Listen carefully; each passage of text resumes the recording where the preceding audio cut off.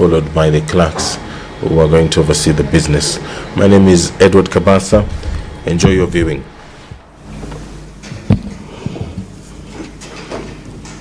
Na tuombe.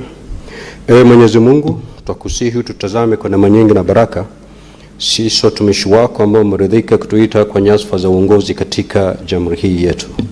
Tukuomba utuwajalie tuyatende na kufikia mambo yote atakayofikishwa mbele yetu kwa njia ya haki na uaminifu, ili kustawisha amani, ufanisi na heri nchi yetu na wale ambao haja zao umezikabidhi mikononi mwetu. Amen.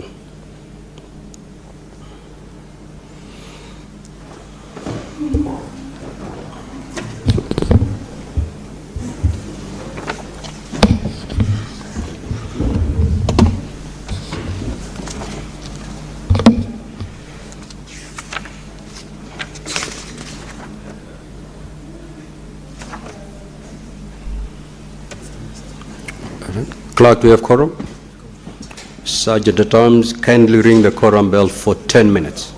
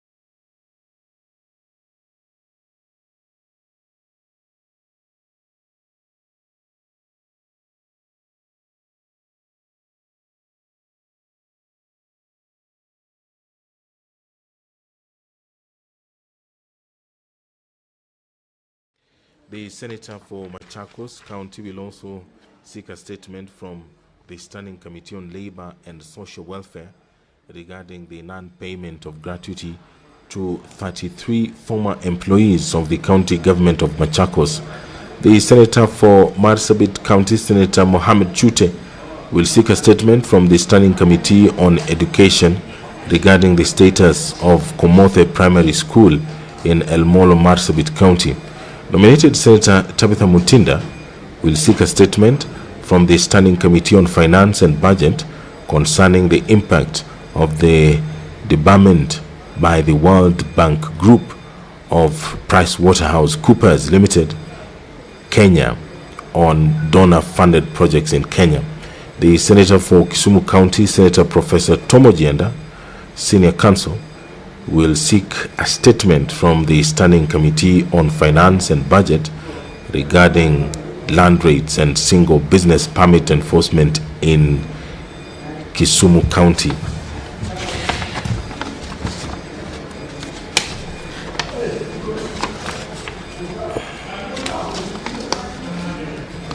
Today, before the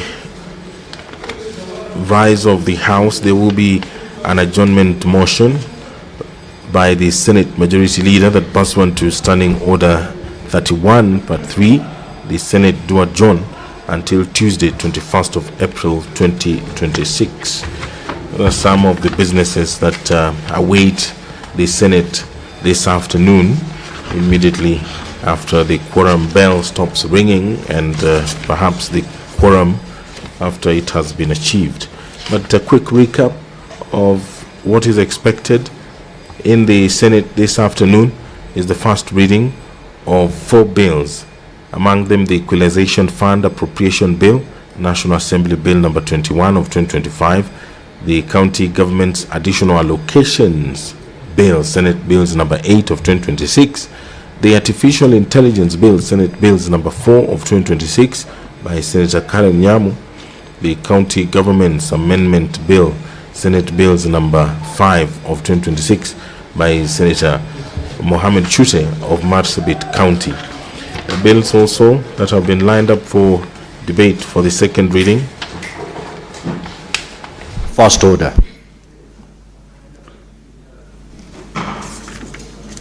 Order number 1, administration of oath. Order number 2, communication from the chair. Order number 3, messages. Order number 4, petitions. The Honorable Senator Dr. Lelegwe.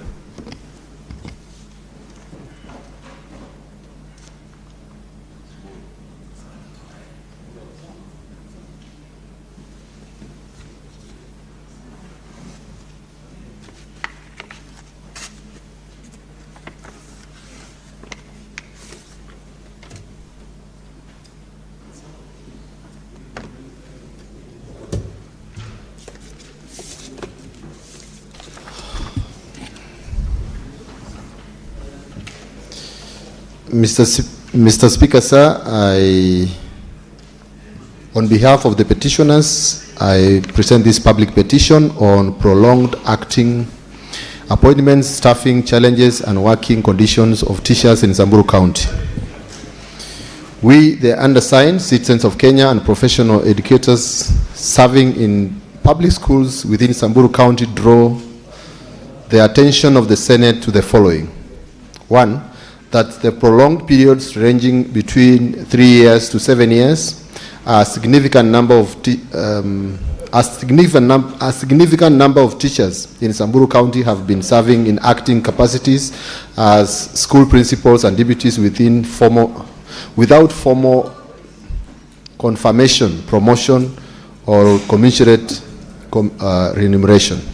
2, that despite the absence of the formal appointment, these teachers continue to discharge full administrative, financial, and academic responsibilities equivalent to substantive office holders, including institutional leadership, staff suspension, and performance accountability. 3, that the affected teachers continue to receive lower salaries and are denied responsibilities, allowances, resulting in financial disadvantage and inequity within the teaching service. 4, that the schools in Samburu County, being part of the arid and semi-arid lands, operate under extremely challenging conditions characterized by inadequate infrastructure, limited teaching and learning resources, teacher shortages, insecurity in some areas, and poor road and communication networks.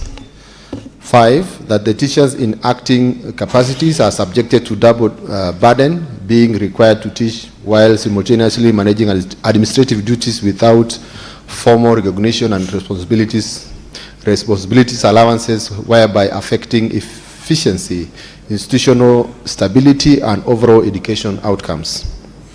6, that the prolonged acting appointments have resulted in career stagnation, professional demoralization, reduced morale among teachers, and inequitable treatment and compared to their counterparts in other regions. 7, that the dire situation of acting principals has adversely affected the quality of education administration, leading to inconsistent school leadership, poor administrative performance, increased principal turnover, low morale and burnout, reduced retention of acting principals in senior schools, disruption of schools' programs during abrupt administrative transitions. 8, that despite numerous appeals to the Teacher Service Commission and other relevant authorities, the matter remains unresolved, whereby denying teachers their rightful career progression and benefits. 9, that this prolonged inaction amounts to violation of principles of fair labor practices under Article 41 of the Constitution of Kenya 2010, as well as the state's obligation under Article 10, 27, and 56 to promote equity and protect marginalized regions. 10, that the issues raised in this petition are not pending before any court of law or constitutional body. 11, that the petitioners have made efforts to have this matter addressed administratively through the Kenya Secondary School Heads Association, Samburu branch, to the Teacher Service Commission, but no satisfactory response has been received to date. Wherefore, your humble petitioners pray that the Senate, 1, inquires into the prolonged acting appointments of teachers in Samburu County and establishes the extent and causes of delays in confirmation and promotion. 2, directs the Teacher Service Commission to facilitate immediate confirmation and promotion of all qualified teachers serving in acting capacities. 3, recommends payment of all accrued responsibility allowances and salary arrears for the period served in acting positions. 4, recommends development and enforcement of a clear policy framework limiting the duration of acting appointments within the teaching service. 5, recommends targeted intervention to improve working conditions in ASAL regions, including provision of infrastructure, staffing, and incentives for teachers.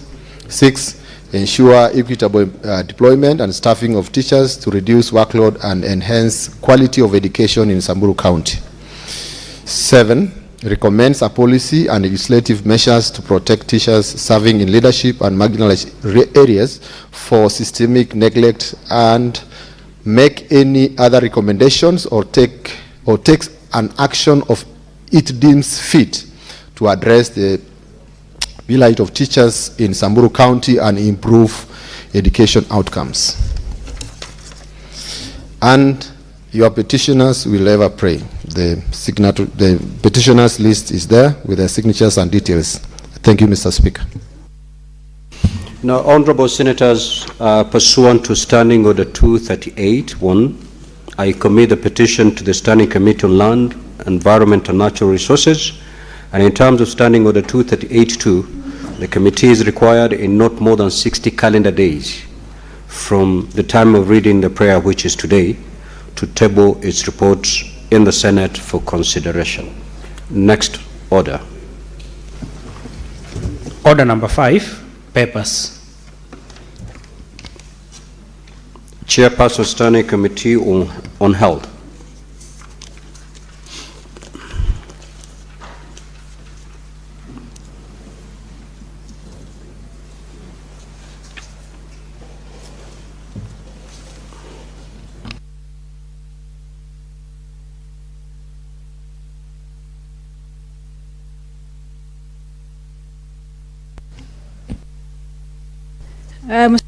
I beg to lay the following paper on the table of Senate today, Thursday, 2nd April 2026, report of the Standing Committee on Health regarding its consideration of Assisted Reproductive Technology Bill, National Assembly Bill number 19, 2022. Thank you. Next order. Order number 6, notices of motion. Senator Karungo Thangwa.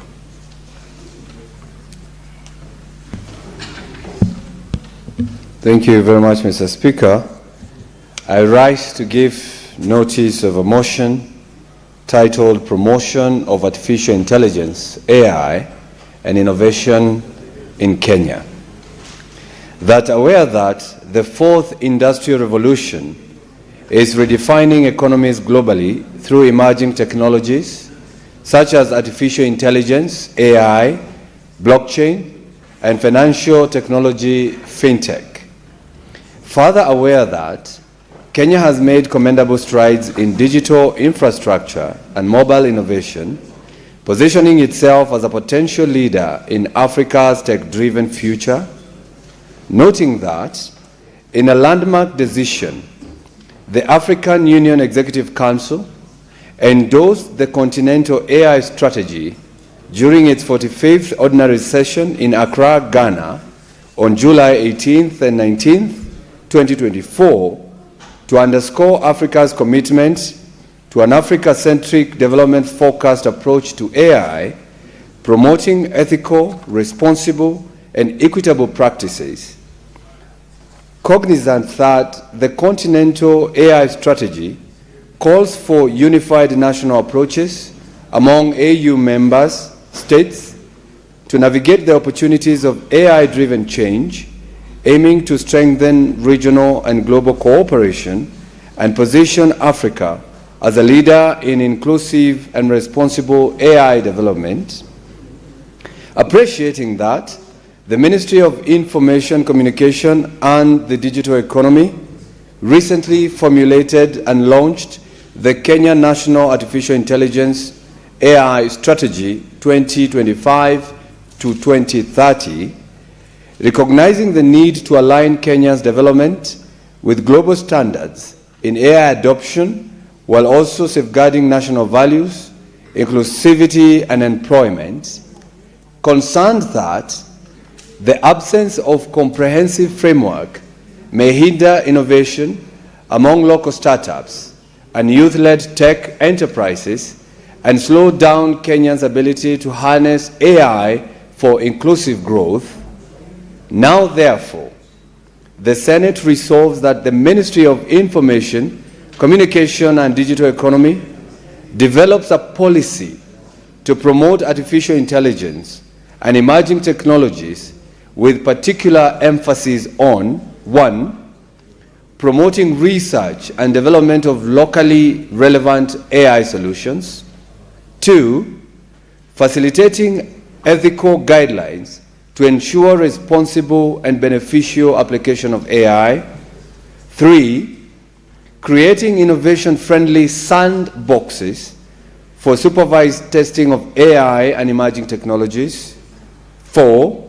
Strengthening public-private partnerships to build digital skills and innovation ecosystems. And 5. Integrating AI and coding into the education curriculum to prepare the next generation for the digital economy. Mr. Speaker, I give notice. Next order. Order number 7, questions and statements. Before I call honorable senators to make the request, allow me to pass this communication. I would like to acknowledge the presence in the Speaker's Gallery this afternoon of a visiting delegation from the United States of America. The delegation comprises of members of the African Youth Leadership Forum who are on a 9-month fellowship program. Their visit is aimed at connecting with friends of the USA Prayer Breakfast in Kenya and learning how Kenyan leaders grow in the journey of following Jesus Christ and leading with faith and purpose. They also volunteer at the National Prayer Breakfast and at the Capitol Hill. The delegation is in the Senate on a courtesy call to Senator Daniel Manzo, MP. Honorable Senators, I request each member of the delegation to stand when called out so that they may be acknowledged in the Senate tradition. Mr. Jackson Eugene Thompson, Mr. Benjamin Kersi Brages, Mr. Davis Maanzo Kitonga, Mr. Gabriel Odhiambo Achayo. Honorable Senators, in our usual tradition of receiving and welcoming guests to Parliament, I extend a warm welcome to them, and on behalf of the Senate, and on behalf, wish them a fruitful visit. I will request the Senator for Makueni to extend a word of welcome.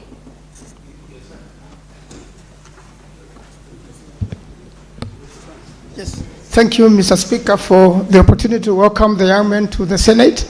Mr. Speaker, there's a program, just like we have here, whereby university students or young graduates work and get attached to the Capitol Hill and have an opportunity to interact with the senators and congressmen. And the program runs either for 10 days or between 10 days and 9 months. And a lot of these young people, Mr. Speaker, are able to interact with the leadership, volunteer, learn a lot, and have an opportunity to travel to different countries. So I do welcome them to Kenya, and of that they are going to enjoy the session, Mr. Speaker. I thank you. Request for statements pursuant to Standing Order 53-1. The Honorable Senator Catherine Muma.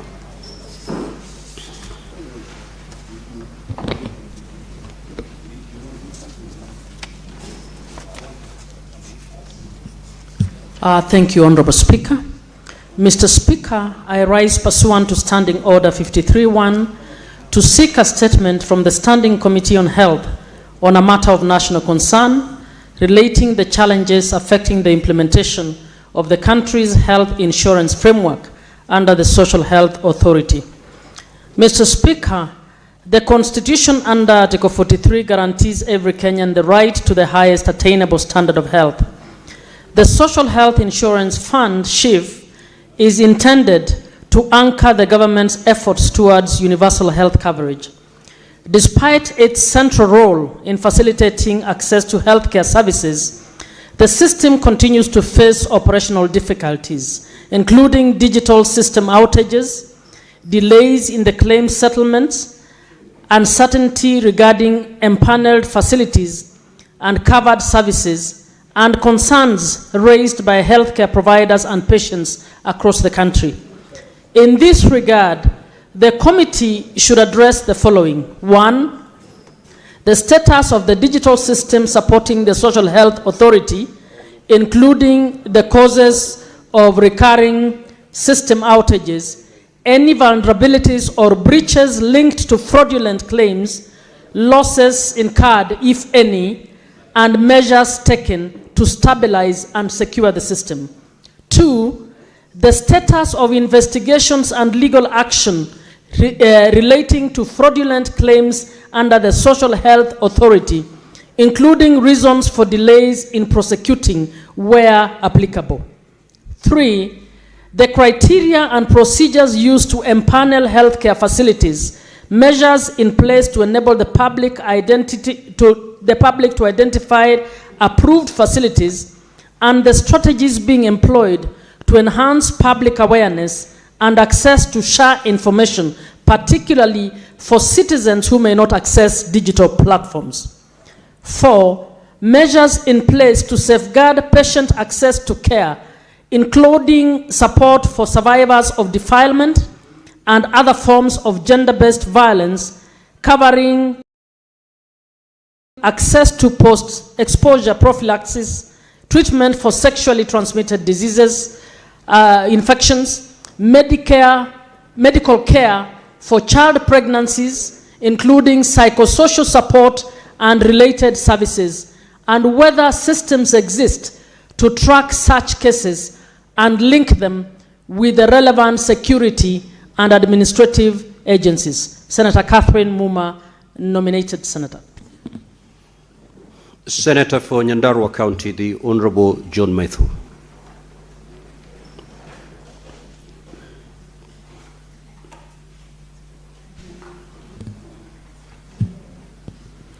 Thank you very much, Mr. Speaker. I'm doing this on behalf of Senator Medhu, Senator of Nyandarua. Mr. Speaker, sir, I rise pursuant to Standing Order 53-1 to seek a statement from the Standing Committee on Finance and Budget on a matter of nationwide concern regarding the impact of the Kenya Revenue Authority, KRA, enforcement of the Electronic Tax Invoice Management System, ATIMS, and tax recovery policies on contractors and business operators across the country. Mr. Speaker, sir, many taxpayers, particularly contractors undertaking government projects, continue to face punitive tax enforcement action, even where payments due to them from ministries, departments, agencies, and county governments remain outstanding. This has exposed affected taxpayers to agency notices, withdrawal of tax compliance certificates, TCCs, suspension of PINs, penalties, and other administrative sanctions, notwithstanding that the delays arise from non-payment by government entities. Mr. Speaker, sir, it is unacceptable that genuine taxpayers and contractors who have invested their resources in executing government projects should be subjected to enforcement measures for non-payment of taxes tied to funds they have never received. In the statement, the committee should address the following. 1. The ATIMS enforcement and recovery policy that has been in effect, including the legal or policy framework under which it was operationalized. 2.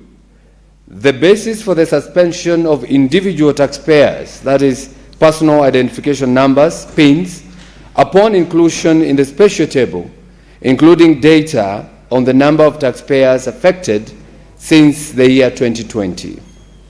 3.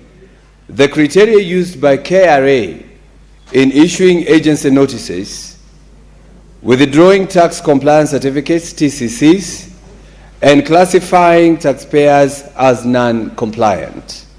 4. Data on the number of taxpayers subjected to agency notices, TCC withdrawals, or ETIM suspension in the last 2 financial years, including the total amounts involved. Number 5, whether KRA takes into account pending government bills, currently estimated at over Kenya shilling 700 billion, before enforcing VAT remittances or penalties against contractors whose payments are delayed by government, and whether KRA officers are guided by any internal policy that allows them to exercise discretion and consider taxpayers' financial circumstances on a case-by-case basis. And finally, 6, measures taken by KRA and the National Treasury to cushion contractors working with national and county governments from punitive enforcement actions in cases of delayed government payment, including legislative or policy interventions to ensure humane tax enforcement. Statement by Senator John Mohia Medhu, Senator for Nyandarua. I read on behalf. Thank you. The Honorable Senator for Embu County, the Honorable Alexander Mundiki. Mr. Speaker, sir, request for statement on the discovery of minerals in Embu County. Mr. Speaker, sir, I rise pursuant to Standing Order 53-1 to check a statement from the Standing Committee on Lands, Environment and Natural Resources on matter of county-wide concern regarding the reported discovery of mineral resources within Embu County following recent geological surveys and assessment undertaken by the government through an aerial geographical survey done in 2022 and 2023. Mr. Speaker, sir, it is understood that various mineral occurrence, including strategic minerals, have been intervened in Kiangongoro Hill, in Mafuria Ward, Bere South, Sub-County, Embu County. This development have generated considerable interest, expectations, and concern among local communities and stakeholders regarding potential economic benefit, environmental implications, and resources ownership. In the statement, the committee should address the following: the current status of verification, mapping, and comprehensive assessment of the identified mineral deposit in Embu County. 2. The State Department for Mining plans regarding further exploration, licensing, and eventual extraction of the identified minerals. 3. The indicative timeline within which excavation or commercial mining activities, if any, are expected to commence, and the measures being put in place to ensure mineral local community participation, environmental protection, and sustainability, and equitable sharing of benefit arising from the exploitation of these resources. Senator Mundigi, Embu County, Doctor. Senator for Machakos County, the Honorable Agnes Kavindu. Thank you, Mr. Speaker, for this opportunity. I have two statements. Request for statement on the non-payment of gratuity or to 33 former employees of Machakos County government. Mr. Speaker, sir, I arise pursuant to Standing Order 53-1 to seek a statement from the Standing Committee of Labor and Social Welfare on matter of countrywide concern regarding the non-payment of gratuity to 33 former employees of County Government of Machakos. Mr. Speaker, sir, the affected former employees of the County Government of Machakos diligently served between the year 2015 to 2022 under contracts that expressly provided for gratuity and part of their terminal benefits with regular deductions made from their salaries, despite termination of their contracts and the legitimate expectation of timely settlement of their dues. The gratuity remains unpaid. Mr. Speaker, can you protect me from senators? Thank you. These three senators before me.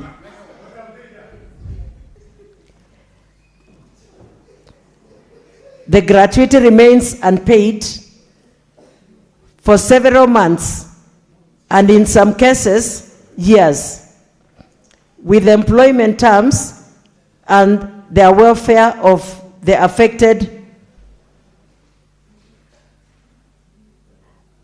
years after their exit, raising serious concerns about accountability, compliance with employment terms, and the welfare of the affected individuals. In the statement, the committee should address the following: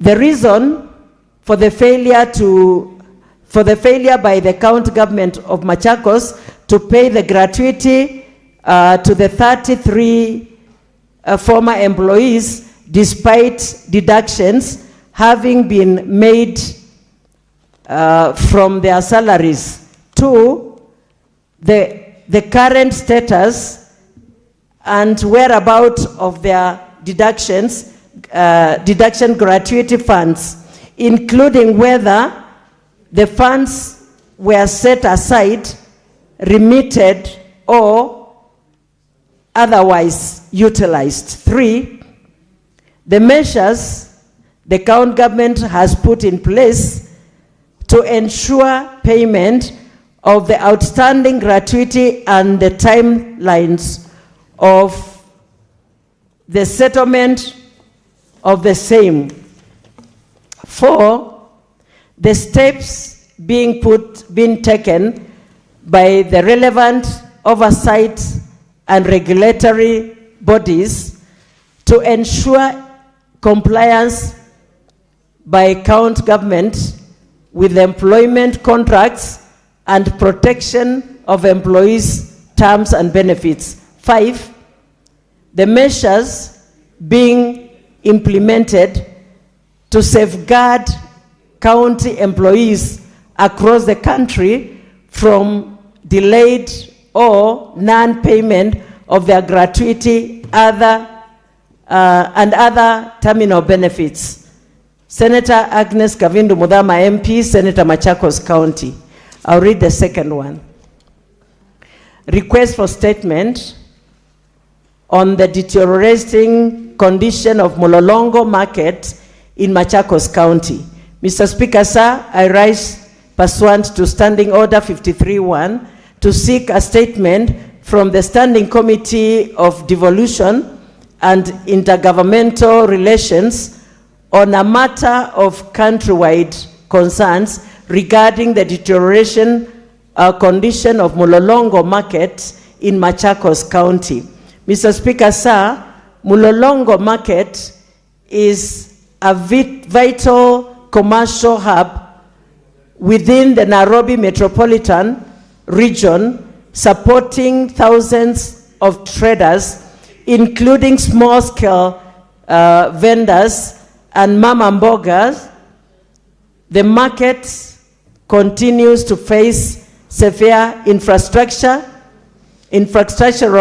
challenges such as poor sanitation, inadequate waste management mechanism, blocked drainage systems, muddy access routes, and insufficient public utilities.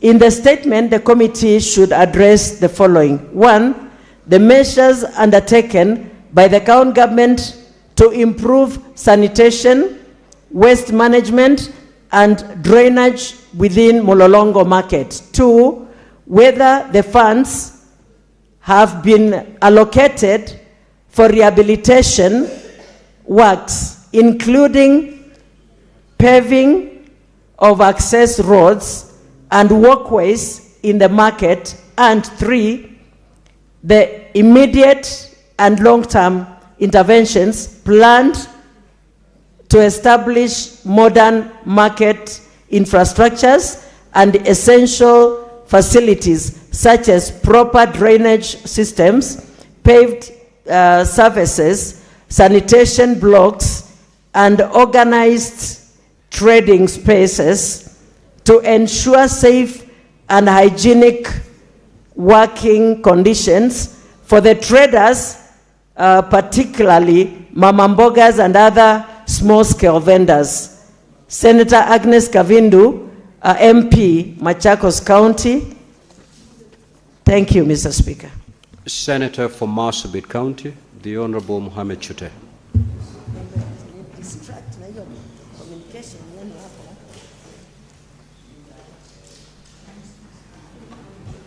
Thank you very much, Honorable Speaker. Honorable Speaker, I have a statement on the welfare and status of Komode Primary School in El Molo, Marsabit County. Mr. Speaker, sir, I rise pursuant to Standing Order 53-1 to seek a statement from the Standing Committee on Education on a matter of countrywide concern regarding the status of Komode Primary School in El Molo. which is Marsabit County, which has been submerged by the recent floods. The Speaker, sir, Komode Primary School serves the El Molo community in a minority group in Marsabit County.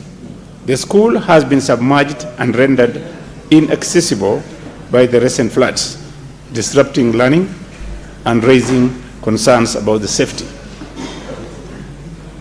and also the welfare and the continuity of education for the affected students. Honorable Speaker, in the statement, the committee should address the following. 1, the number of students affected, the measures taken to ensure their safety, and the arrangements in place to guarantee uninterrupted learning. 2, whether there are plans to relocate Komode Primary School, yes, including proposed timelines and estimated cost of relocation.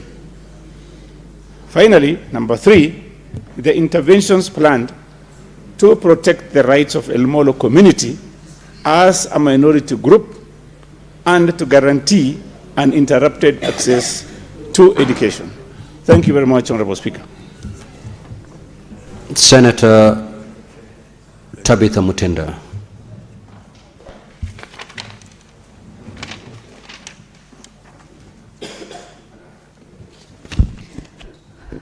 Thank you, Mr. Speaker.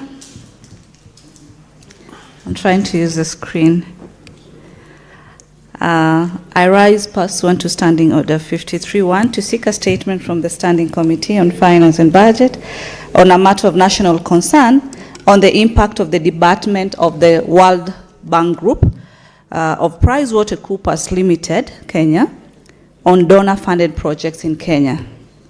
On the 18th of March 2026, World Bank Group debarred PricewaterhouseCoopers and Associates Africa Limited, PricewaterhouseCoopers Limited Kenya, and PricewaterhouseCoopers Rwanda for collusive and fraudulent practices in a World Bank-funded electricity project in Ethiopia.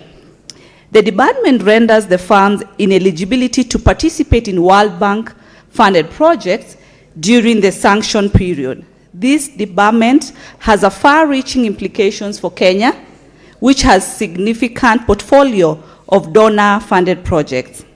In the statement, Mr. Speaker, the committee should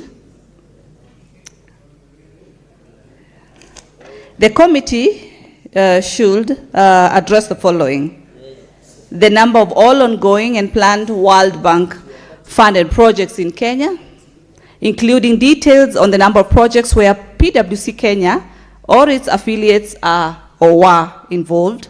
2, the impact of the debarment on the projects and the mitigate measures put in place to address or minimize the impact. 3, the measures in place to ensure compliance with World Bank eligibility requirements, including confirmation that all consultants are screened against the World Bank Group debarment list.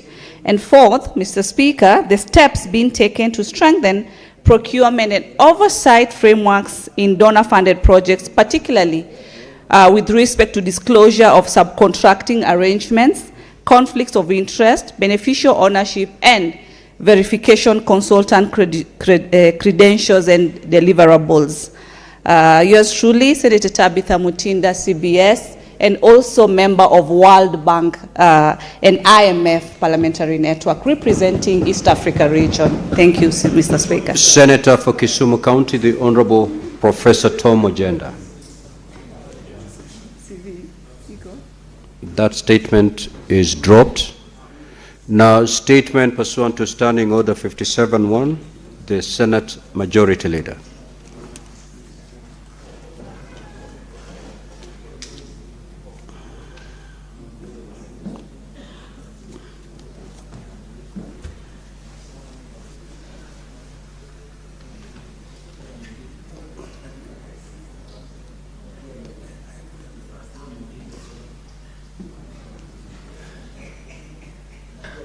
Thank you, Honorable Speaker.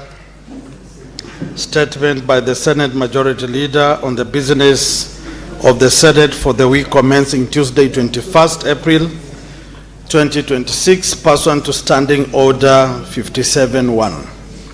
Mr. Speaker, sir.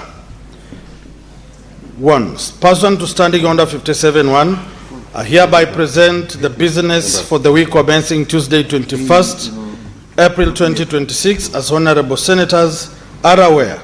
In accordance with the calendar for the 5th session, the Senate will proceed on a 2-week recess at the rise of the Senate today.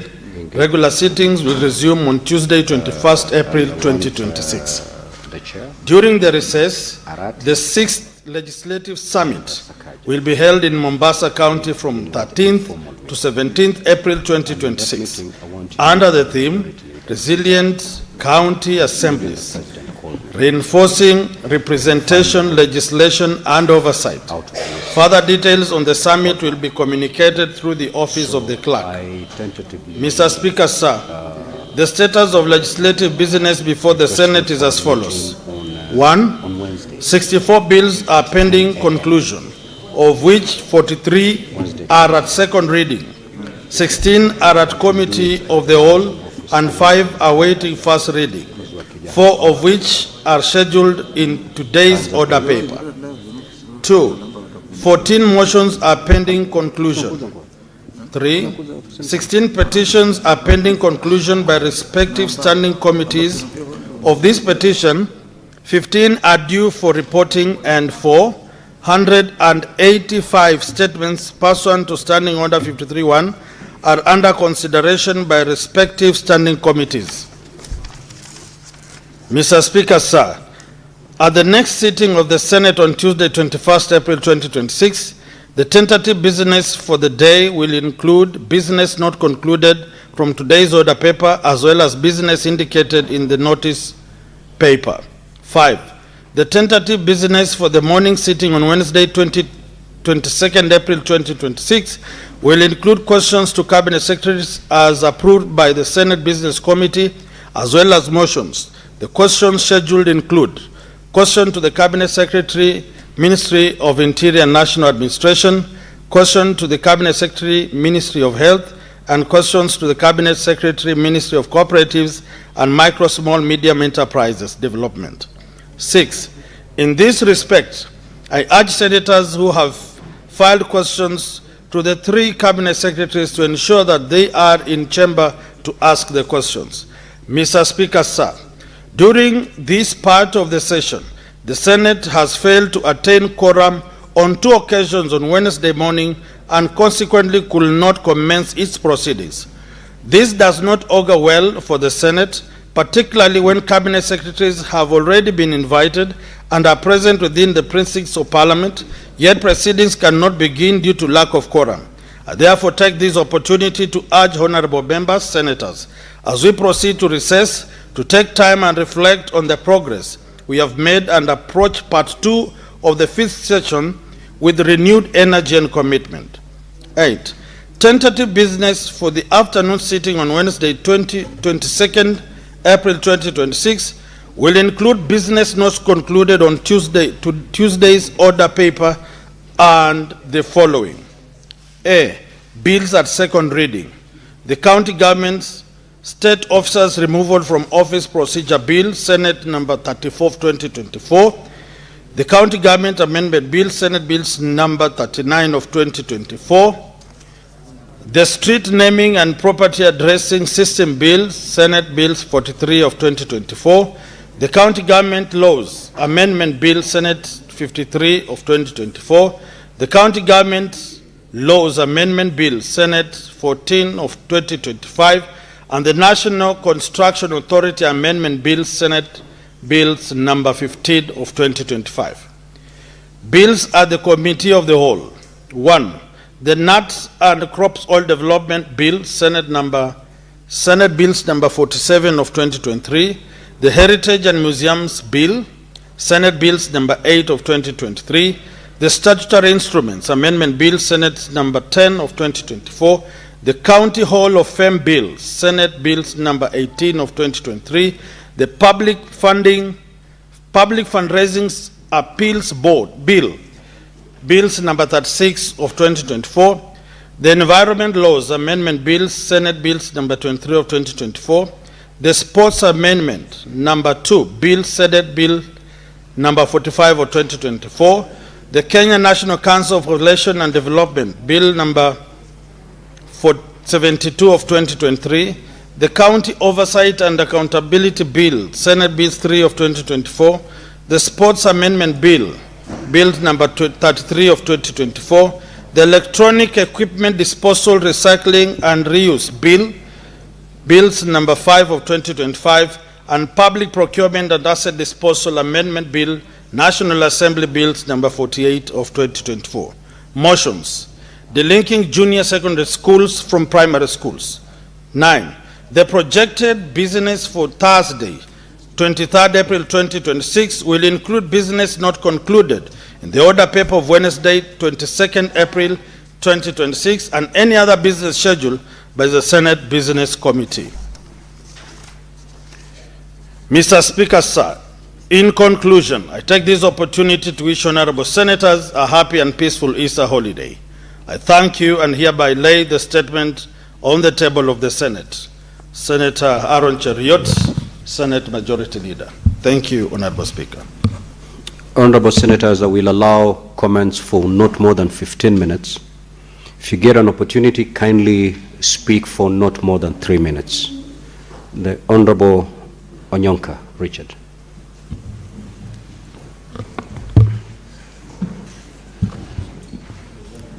Mr. Speaker, this House has for a long time been, I think, trying to figure out what to do with itself. And my honest observation and conclusion is that with time, I think the House has realized that maybe this is the House that might be the last line of defense. For the simple reason that we have several issues that are outstanding. Every elected leader or official is fighting for their space. And Mr. Speaker, what normally you realize is that in the process, there are those who suffer, and that's the Kenyan public. To a large extent, Mr. Speaker, I even extrapolate my thinking that maybe we have never quite understood what this thing we call democracy was all about. It was never meant that if we disagree, then it becomes personal or it is something that we can fight physically or otherwise about. My conviction and belief is that this House understands its responsibility. I believe that the Kenyan public has got a soft heart for this House because it knows, you know, this House is the only one that does not directly handle money.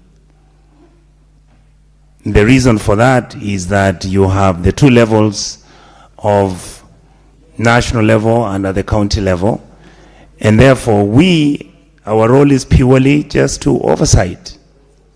And this oversight sometimes is not very clear to people.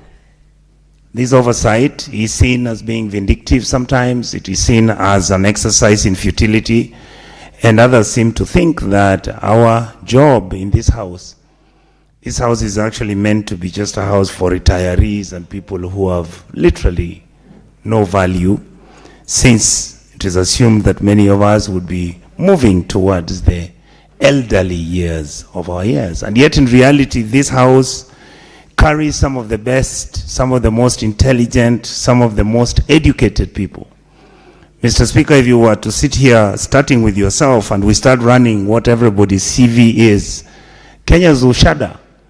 It is only last month that I came to know that my vice chair in the Committee of Health, Tabitha, is a pharmacist.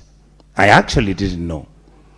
And it has been wonderfully useful when we go to health facilities, when we visit the hospitals, and we try and interrogate.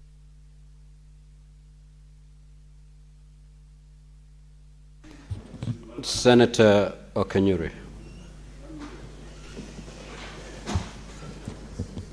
Thank you, Mr. Speaker. I wish to support the statement by the Embu Senator on the discovery of minerals in Embu, and wish to say that probably this committee needs to go beyond Embu, because it's not for the first time this matter is coming, not just on Embu. The other time, Senator Eddie of Migori raised the same on gold, and I commented and said probably I need to hear from the ministry on what they look at for them to term a certain mineral strategic.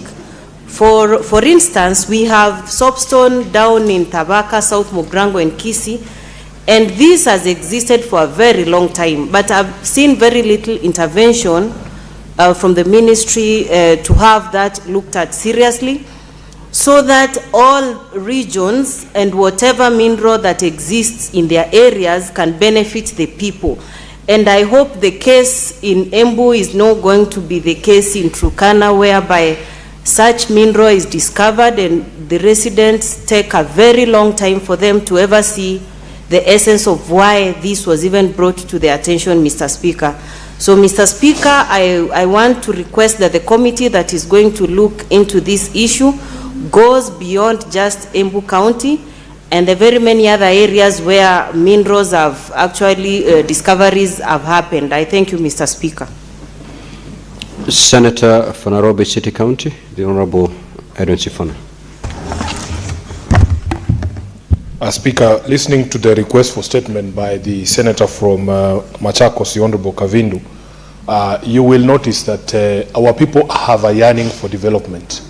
My reading and understanding of the Constitution under the 4th schedule, clause 7, when it comes to trade and development and regulation, this is a function that is specifically assigned to county governments. And I want to reiterate, Honorable Speaker, that we here in Nairobi have witnessed very, very unfortunate spectacle just a few days ago, that there is a government program to redevelop Gikomba market. If you speak to many of those traders, Honorable Speaker, and I was fortunate enough on the 14th of March to interact with those ones at Ruai Market, Honorable Speaker, the way these programs are being run is the problem. Development must carry the people along, involve the people. Speaker, the traders, for instance, at Gikomba and even in Ruai, they're being told you relocate to a certain place, then allow this place to be built up. When you see where they are being sent, Honorable Speaker, in the case of Ruai, they are being sent to the Eastern Bypass. There's like a place there on the Eastern Bypass. Even basic amenities such as toilets do not exist in those places that people want to be relocated. There's a problem with the numbers that you are relocating. You bring down stalls for 10,000 people and send them to a place that can only accommodate 2,000 people. People want development, but it must be done in a humane manner and in accordance with the law. The Constitution requires it. It is an imperative for you to involve the people whenever you are developing these programs. When this administration was campaigning, we were told the specter of nighttime demolitions would be a thing of the past. Speaker, if indeed you are doing it for the people, why come in the dead of the night and demolish people's stores? Why can't you just come during the day and even allow the people to cut away their property and tell them now this is the day for the demolitions? Whenever you see anything that is done in the dead of the night, it cannot be for the good of the people. So I want to warn Senator Kavindu that she must stand on guard, because some of these programs actually end up hurting our people because they are not done properly. We have asked, for instance, why can these programs be run in a way that is phased? Must you kick out 10,000 people at a time, at once, or you can actually phase it out and do it in 3 phases, where you have 3,000 people relocating, the market is built, people come back in, and you do the next phase. I have never understood why that does not make sense to this administration. So that you bring misery to 10,000 people at once. There is no knowing when that market will be complete. There is no knowing what these traders are supposed to be doing now, because they have lost their livelihoods. Speaker, there is no one who sits around waiting for 9 months, or the 6 months, or the 3 months that are thrown around for their livelihoods to go back to how they were. They have children to take to school. They have to eat. They have rent to pay. So let us do. Senator Sige.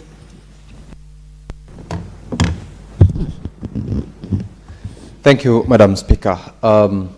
Let me respond to the statement by Senator Kavindu in terms of the unremitted statutory deductions by the various county governments on the payments due, whether as NSSF deductions or whether they are NHIF deductions. Madam Speaker, the failure by our various county governments, not only Machakos County government that Senator Kavindu made reference to, but it cuts across almost all the county governments. They deduct from the salaries of their employees statutory deductions, but they fail. And in most cases, Madam Speaker, especially when you note from the report of the Auditor General, these deductions are intentionally retained for diversion to other interest claims. At the end of the day, an employee whose salary has been deducted, but those statutory deductions not remitted, entirely fails to gain on the services and the entitlements that they are supposed to. And I support that to the extent of the deductions which are done by the various county governments, we must be able to compel them to make sure that once they are deducted within certain timelines, because that is the requirement of the law, those deductions must be remitted to the relevant, whether it's a government agency or whether it is a statutory institution like NSSF or NHIF that receives, and failure to which penalties must be put on the unpaid or unremitted amounts, so that at the end of it all, it is the employee who will benefit as well as that institution in form of the penalties that are levied on the county governments that not deduct. Madam Speaker, I do therefore expect that the committee that will be expected to deal with this statement will pass a resolution that will be able to support the employees whose deductions are not remitted. I thank you.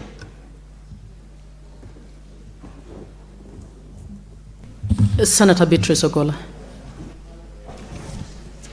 Thank you, Madam Speaker, for granting me the opportunity. Madam Speaker, I want to support the statement by the Senator of Embu on the issue of minerals, Madam Speaker. But, Madam Speaker, it is important to notice that there are serious challenges to this industry, Madam Speaker. For example, Madam Speaker, the issue of royalties continue to remain unsolved by the parent ministry. Madam Speaker, it is so unfortunate that Treasury keeps on confirming that there are monies that they are keeping for royalties, and yet communities are not able to access these royalties, and yet county governments are not able to access these royalties, Madam Speaker. And Madam Speaker, the most weird thing is that the parent ministry has continuously refused to prepare the regulations that would help in the payment of the royalties. Madam Speaker, communities have over the years preserved and protected these natural resources, and so it is very unfair. So even as the committee looks at this, the issue of regulations for the payment of royalties must be dealt with. But Madam Speaker, there are also other issues that come into play. For example, the issue of safety of miners, that even though the people of Embu might be excited that minerals, they are going to explore these minerals, but over in our communities where there are minerals, we do not see the communities benefiting so much.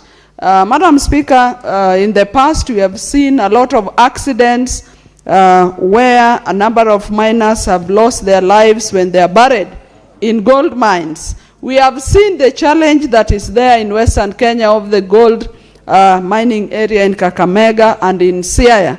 It is probably a time that the government must pay attention into the way in which the contractors are acquired, Madam Speaker, that the communities must be involved in public participation, and our communities must also benefit from these minerals. Madam Speaker, the issue of safety is there. The issue of environmental measures that must be taken into consideration.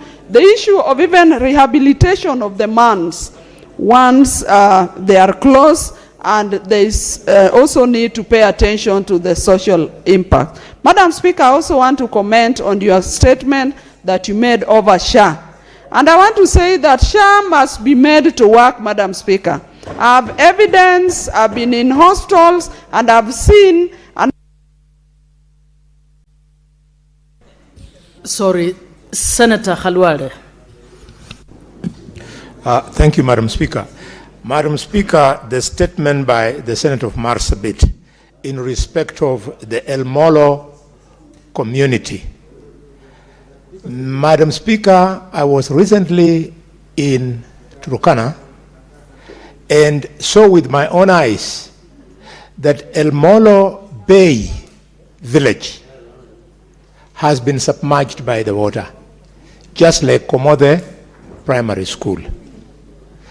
This statement, I urge that the government must come clear on how they are going to settle the villagers of El Molo Bay village, and what's more, instead of taking the funds, Madam Speaker, from the recoveries they make through the housing levy and investing those monies in treasury bills, can the government, since they are unable to absorb that money, they have too much money, can they go and take this community to a safe ground? This is a community that doesn't have an MP in Kenya, it doesn't have an MCA in Turkana.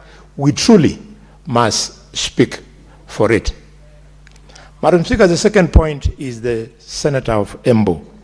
He has raised the issue of concluded aerial geological surveys.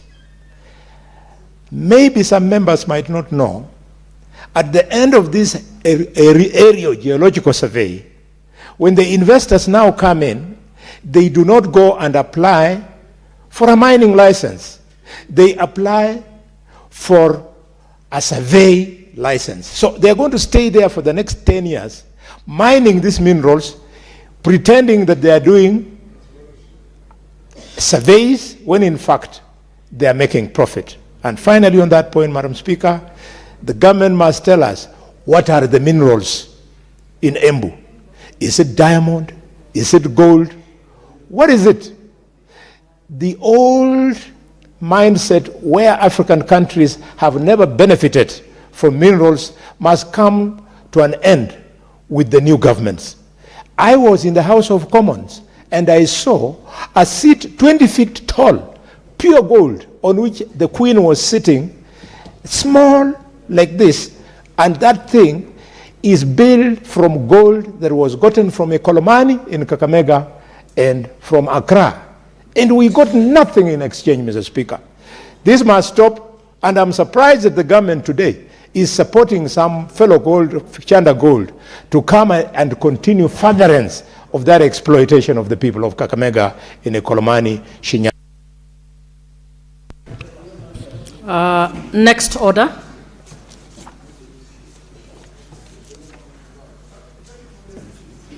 Order number 8, the Equalization Fund Appropriation Bill, National Assembly Bill number 21 of 2025, first reading.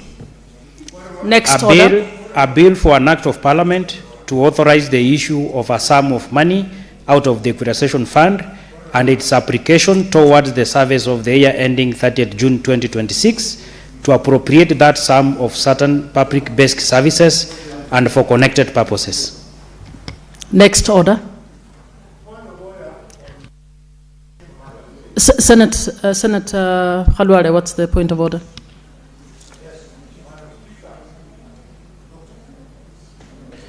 I'm rising on a constitutional issue.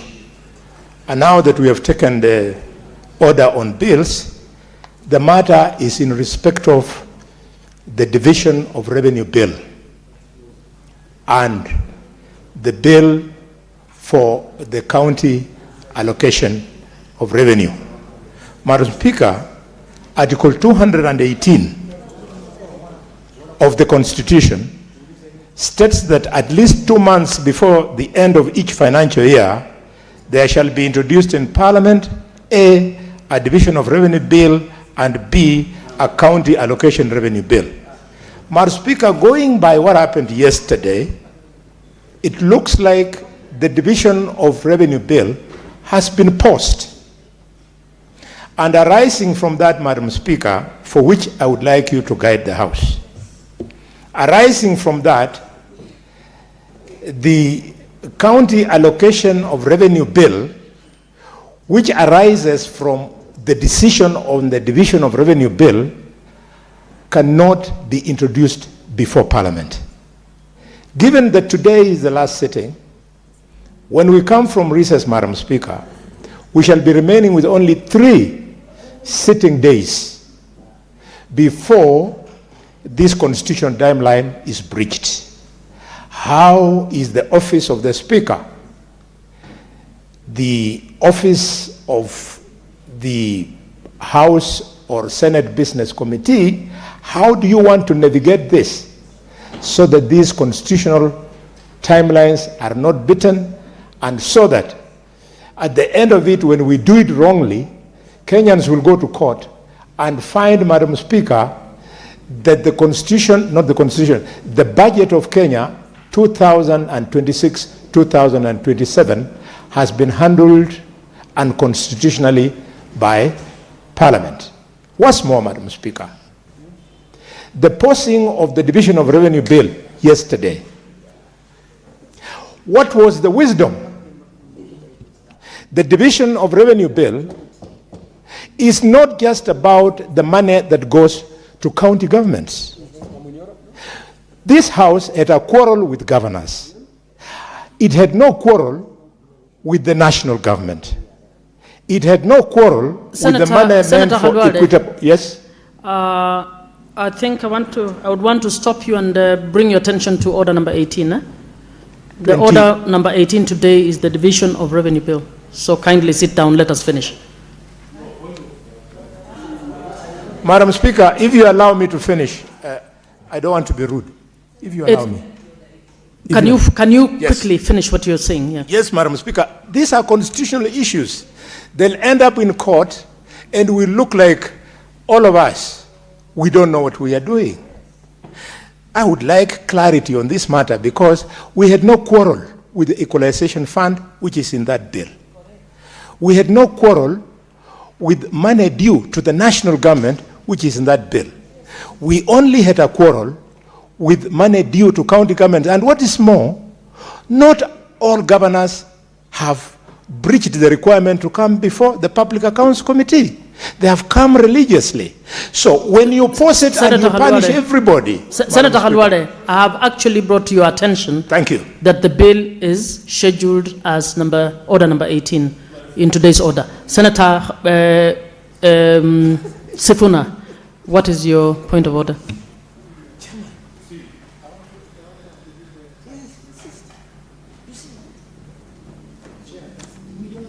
Yes, Senator.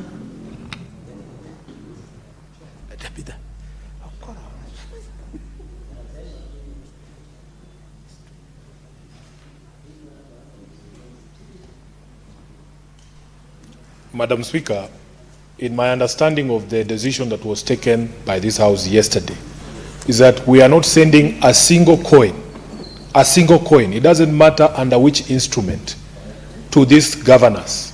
In fact, if you look at this equalization fund bill that has just been read for the first time, it has a schedule of 33 counties.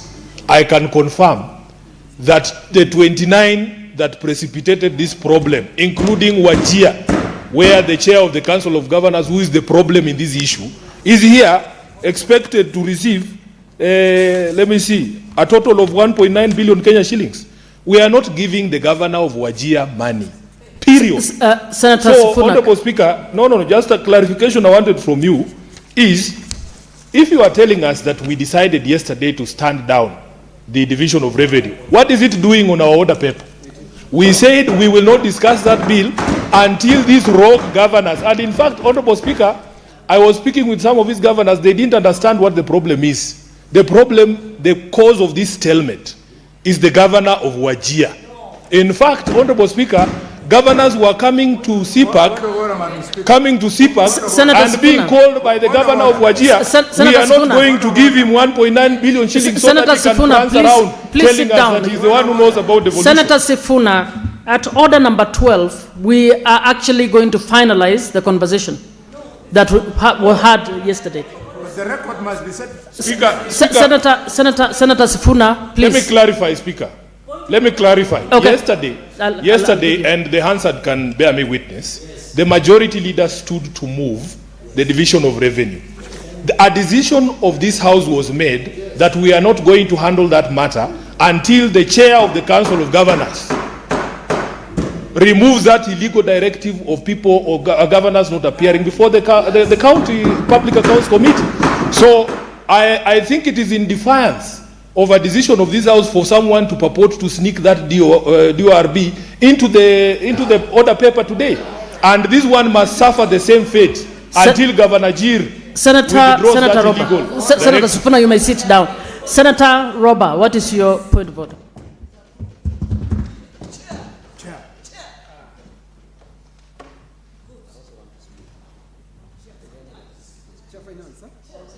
Chair Finance, but he's the subject of this House. No. The Chair Finance is the subject of this House.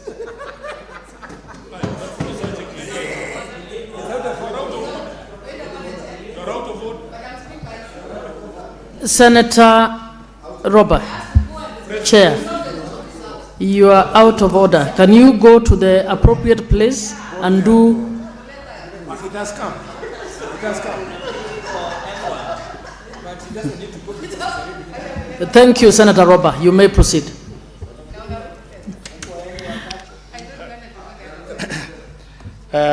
Madam Chair, I have raised on an issue that Senator Kalwale has sought some constitutional requirements that is likely to pose quagmire for us ahead. He is not questioning other decisions that maybe the chamber has done. The issue he requires is guidance in line with Article 218 that requires the tabling and processing, at least 2 months before the end of each financial year, the division of revenue bill and county allocation of revenue bill, and the politics around the issue that is happening right now within the Senate and the county government. We have some challenges that need to be navigated. And the point here, Senator Sifuna, not that I'm addressing you through the chair, is the concerns here shared is taking cognizance of the provisions of these articles and the reality we're dealing with and the fact that we're going on recess. How do we legally navigate around it? And as a respected legislature, I did not expect you, my colleague, to stand and say, regardless of whether the Constitution says or the law says. That one, I believe, it shouldn't have come from you. The answer will indicate the same. The provisions are reality that is with us. The leadership of this House must navigate realistically around the constitutional requirements that are here. And we are not ignoring the decisions that has been made. And as the committee responsible on behalf of the House on these issues of constitutional deadlines, we need to be guided, as a House. How do you intend us to navigate around it? That is what Senator Kalwale asked. He did not delve into other issues. Let's just restrict ourselves the constitutional requirements in the light of what's happening and the reality that we are going on recess. Senator Roba, you may have your seat, please. No, you can't have a point of order after a point of order. Senator Roba, we have adequate time. There is no danger of the constitutional timelines being violated if that bill is not passed today. So, and we have the motion passed by Olekina. During that conversation, a decision can be made whether to actually discuss order number 18 to step it down and when to step it down. I don't think there is a constitutional requirement that bill must pass today. So there is enough. You've raised, I think Senator Halwade has raised an important point. That important point will be handled by the House leadership. I don't think it has to be handled now. Yeah. So the next, Senator Onyonka, please. I suggest, I think, okay.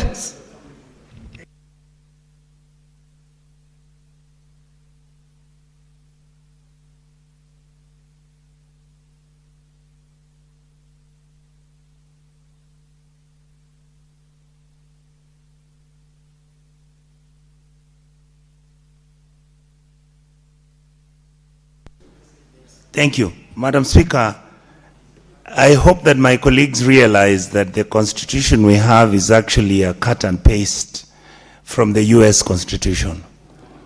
And I am hoping that they're prepared to realize that in the US Constitution, you can actually have a government shutdown if there is no negotiated agreement on what we are going to do.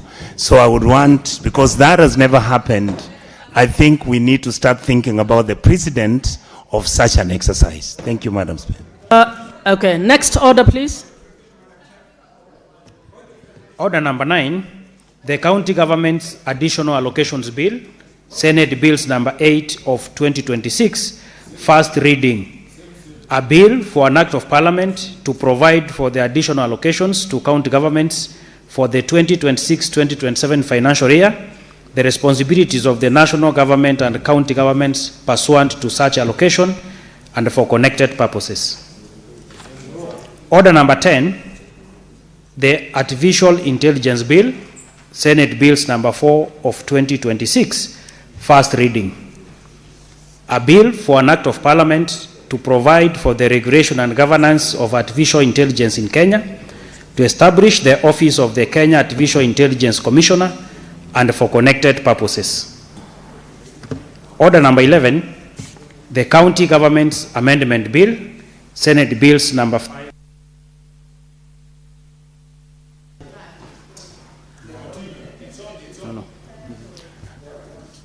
Order number 11, the County Government's Amendment Bill, Senate Bills number 5 of 2026, first reading. A bill for an act of Parliament to amend the County Governments Act to provide for compliance with the 2/3 principle and the consideration of persons living with disabilities in the appointment of county executive committee members and for connected purposes. Order number 12, motion, implementation of recommendations by select committees on county public accounts and county public investment and special funds on Auditor General reports for financial year 2024-2025, resumption of debate.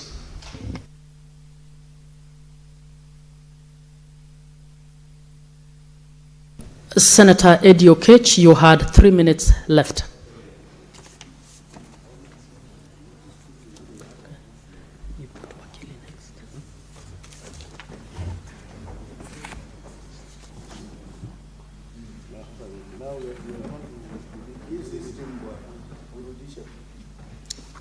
Why don't you come to the front? Oh, okay. It's not. It's okay. Proceed.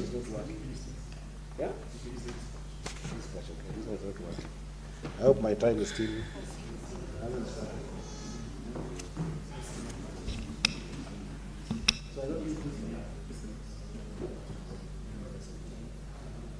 Please give him the mic. You have it. Oh, now I have the mic, Madam Speaker. I want to thank you, Madam Speaker. Just to put it in context, that yesterday we were discussing the agenda of why governors don't want to come to this house and the consequences this as in terms of our mandate and our role to send money to the counties, as well as to do our role in terms of being the watchdogs for the counties. And Madam Speaker, I like the fact that all the senators that I've seen in this house, majority of us, in fact almost all of us, do not do oversight in funerals. We do not do our oversight roles in functions in the villages. We do our oversight roles professionally in this house so that our accountability does not become a witch hunt. And that is the context with which the reports that have been put in this house by all the honorable senators of this house make us more honorable than governors. But that is not to say that we cannot be able to hold these governors accountable. And in that context, Madam Speaker, I was asking the people of Kenya yesterday that if the Auditor General, for instance, in the case of Migori County, has indicated the following, is it right that my governor would refuse to come before PAC in the pretext and in the context of COG saying that they cannot appear before this Senate? So, Madam Speaker, I was continuing by telling you that the Auditor General has indicated in her report that there is a laboratory that was supposed to build for a dispensary in Nyamekongoroto in Kuria. And the governor of Migori, with the grade of the executive, used 4.1 million shillings. And that money, in the best understanding of the auditor, did not do the job. I was asking my governor, Governor Ochila Yako, is it okay as a country that they don't appear before the Senate to answer this? Madam Speaker, further, there was a maternity ward. You know how our women have suffered in this country. In a place called Nyamotembe Dispensary. This also is in Kuria. That the Auditor General reports that is before you that were tabled in this house yesterday says that there was a use of 3.8 million shillings to build that particular ward. And the Auditor General went there, the money was used, but the ward was not built. I am asking the nation and the country, is it right for my governor not to appear before the committee of this house to answer to this money? Madam Speaker, there is a laboratory also for a healthcare center in Getabwanga Health Center in Kuria again, that the governor planned 1.5 million. And the Auditor General says the money was used and the ward was not built. The laboratory was not built.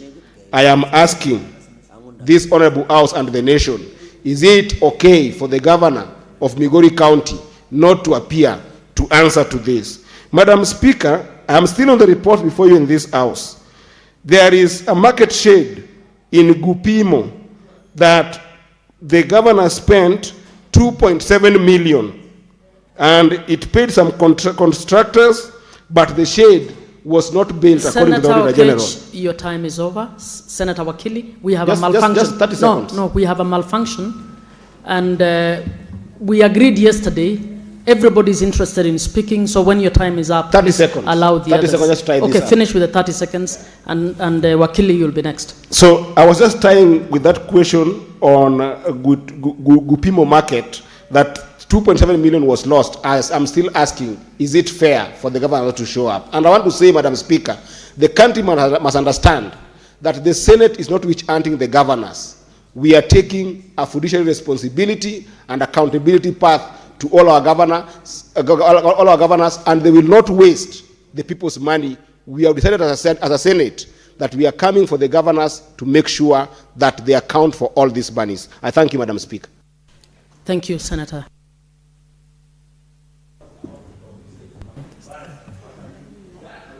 This thing is malfunctioning.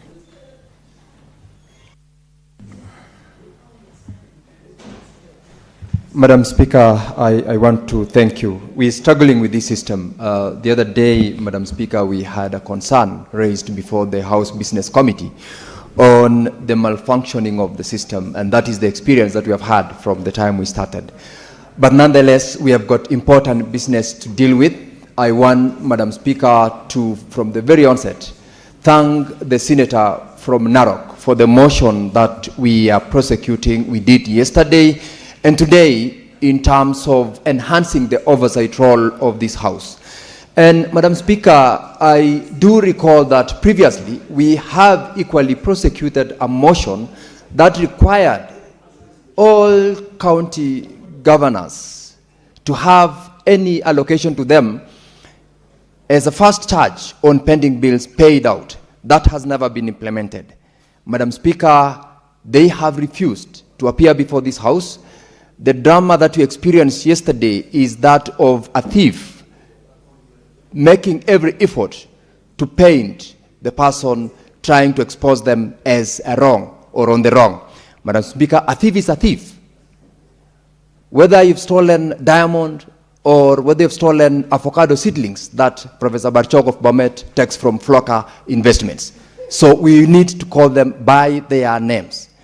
And when the Auditor General gives us a report, I want to thank the committee for having proposed, and which we all support, that we adopt all the recommendations of those governors who appeared or who didn't appear before the committee for implementation. And some of them, Madam Speaker, taking pride on their appearance, including my governor, appearing before the committee to ask for an excuse and more time to go and explain and get documentation is not proper appearance, does not take away the responsibility that the Auditor General has given on the money stolen, and it still exposes the resources of our various county governments that have been stolen. And therefore, as a House, we must stand firm. And I want to agree with the rest of the colleagues here that we would have no business pushing for additional allocation or passing legislations that facilitate allocation of resources to these county governments when the same people who are supposed to account for the resources we have sent sees us as enemies of development. Immediately they get the resources. I want to agree that the resolution this motion is seeking, including the tracking of the implementation of the resolutions of the Auditor General's report, must be done, and must be done whether it's in this House or other government agencies, including the Office of the Ethics and Anti-Corruption Commission, where most of the problems that we have, in fact, is domiciled from. Madam Speaker, I am aware that my governor, who was previously charged over an amount that he claims to be very minimal, is still having a matter pending before the same institution. And we are saying that as a House, we must ensure that the collaboration mechanism that we put in place, whether in terms of fast tracking, whether in terms of calling out those officials who are delaying prosecution of these cases, whether it's the Ethics and Anti-Corruption Commission or the Office of the Director of Public Prosecution, we need to call them to order so that we kill this monster called corruption. As a House, we've done our bit in making sure that the resources are put in place, sent out to the county governments, but we are not seeing the services to the people. And when we call upon the governors to appear before the committees, they say we are embarrassing them. Colleagues here have said the documentations that are brought before the committee are the ones that embarrasses some of them, including some who would not even want to read. Some of them claiming they are unable to read merely because the statements that have been placed before the Auditor General, before the committee, do not make sense. And therefore, we say they must answer to the theft of public resources. Madam Speaker, it doesn't make sense. For example, from the Auditor General's report, in the county government of Bomet, Professor Barchok takes Kenya shillings 119 million for casual employees whose records are not available. This money is taken by heads of departments and are not paid out. A number of them, Madam Speaker, have gone to court complaining matters are pending in court, and over 119 million, as reported by the Auditor General, has been siphoned from the public coffers. Do they want us to keep quiet when such amount of money have been lost? Madam Speaker, we took oath of office to protect devolution. We took an oath of office to make sure that services to the public are done by those who are relevant, and we must call them out. It does not make sense, Madam Speaker, where irregular payments of over 1,454 officers amounting to 50 million are paid outside the IPPG system. We can't keep quiet when this money is paid out through IPPG system. That tells you this money is paid to ghost workers.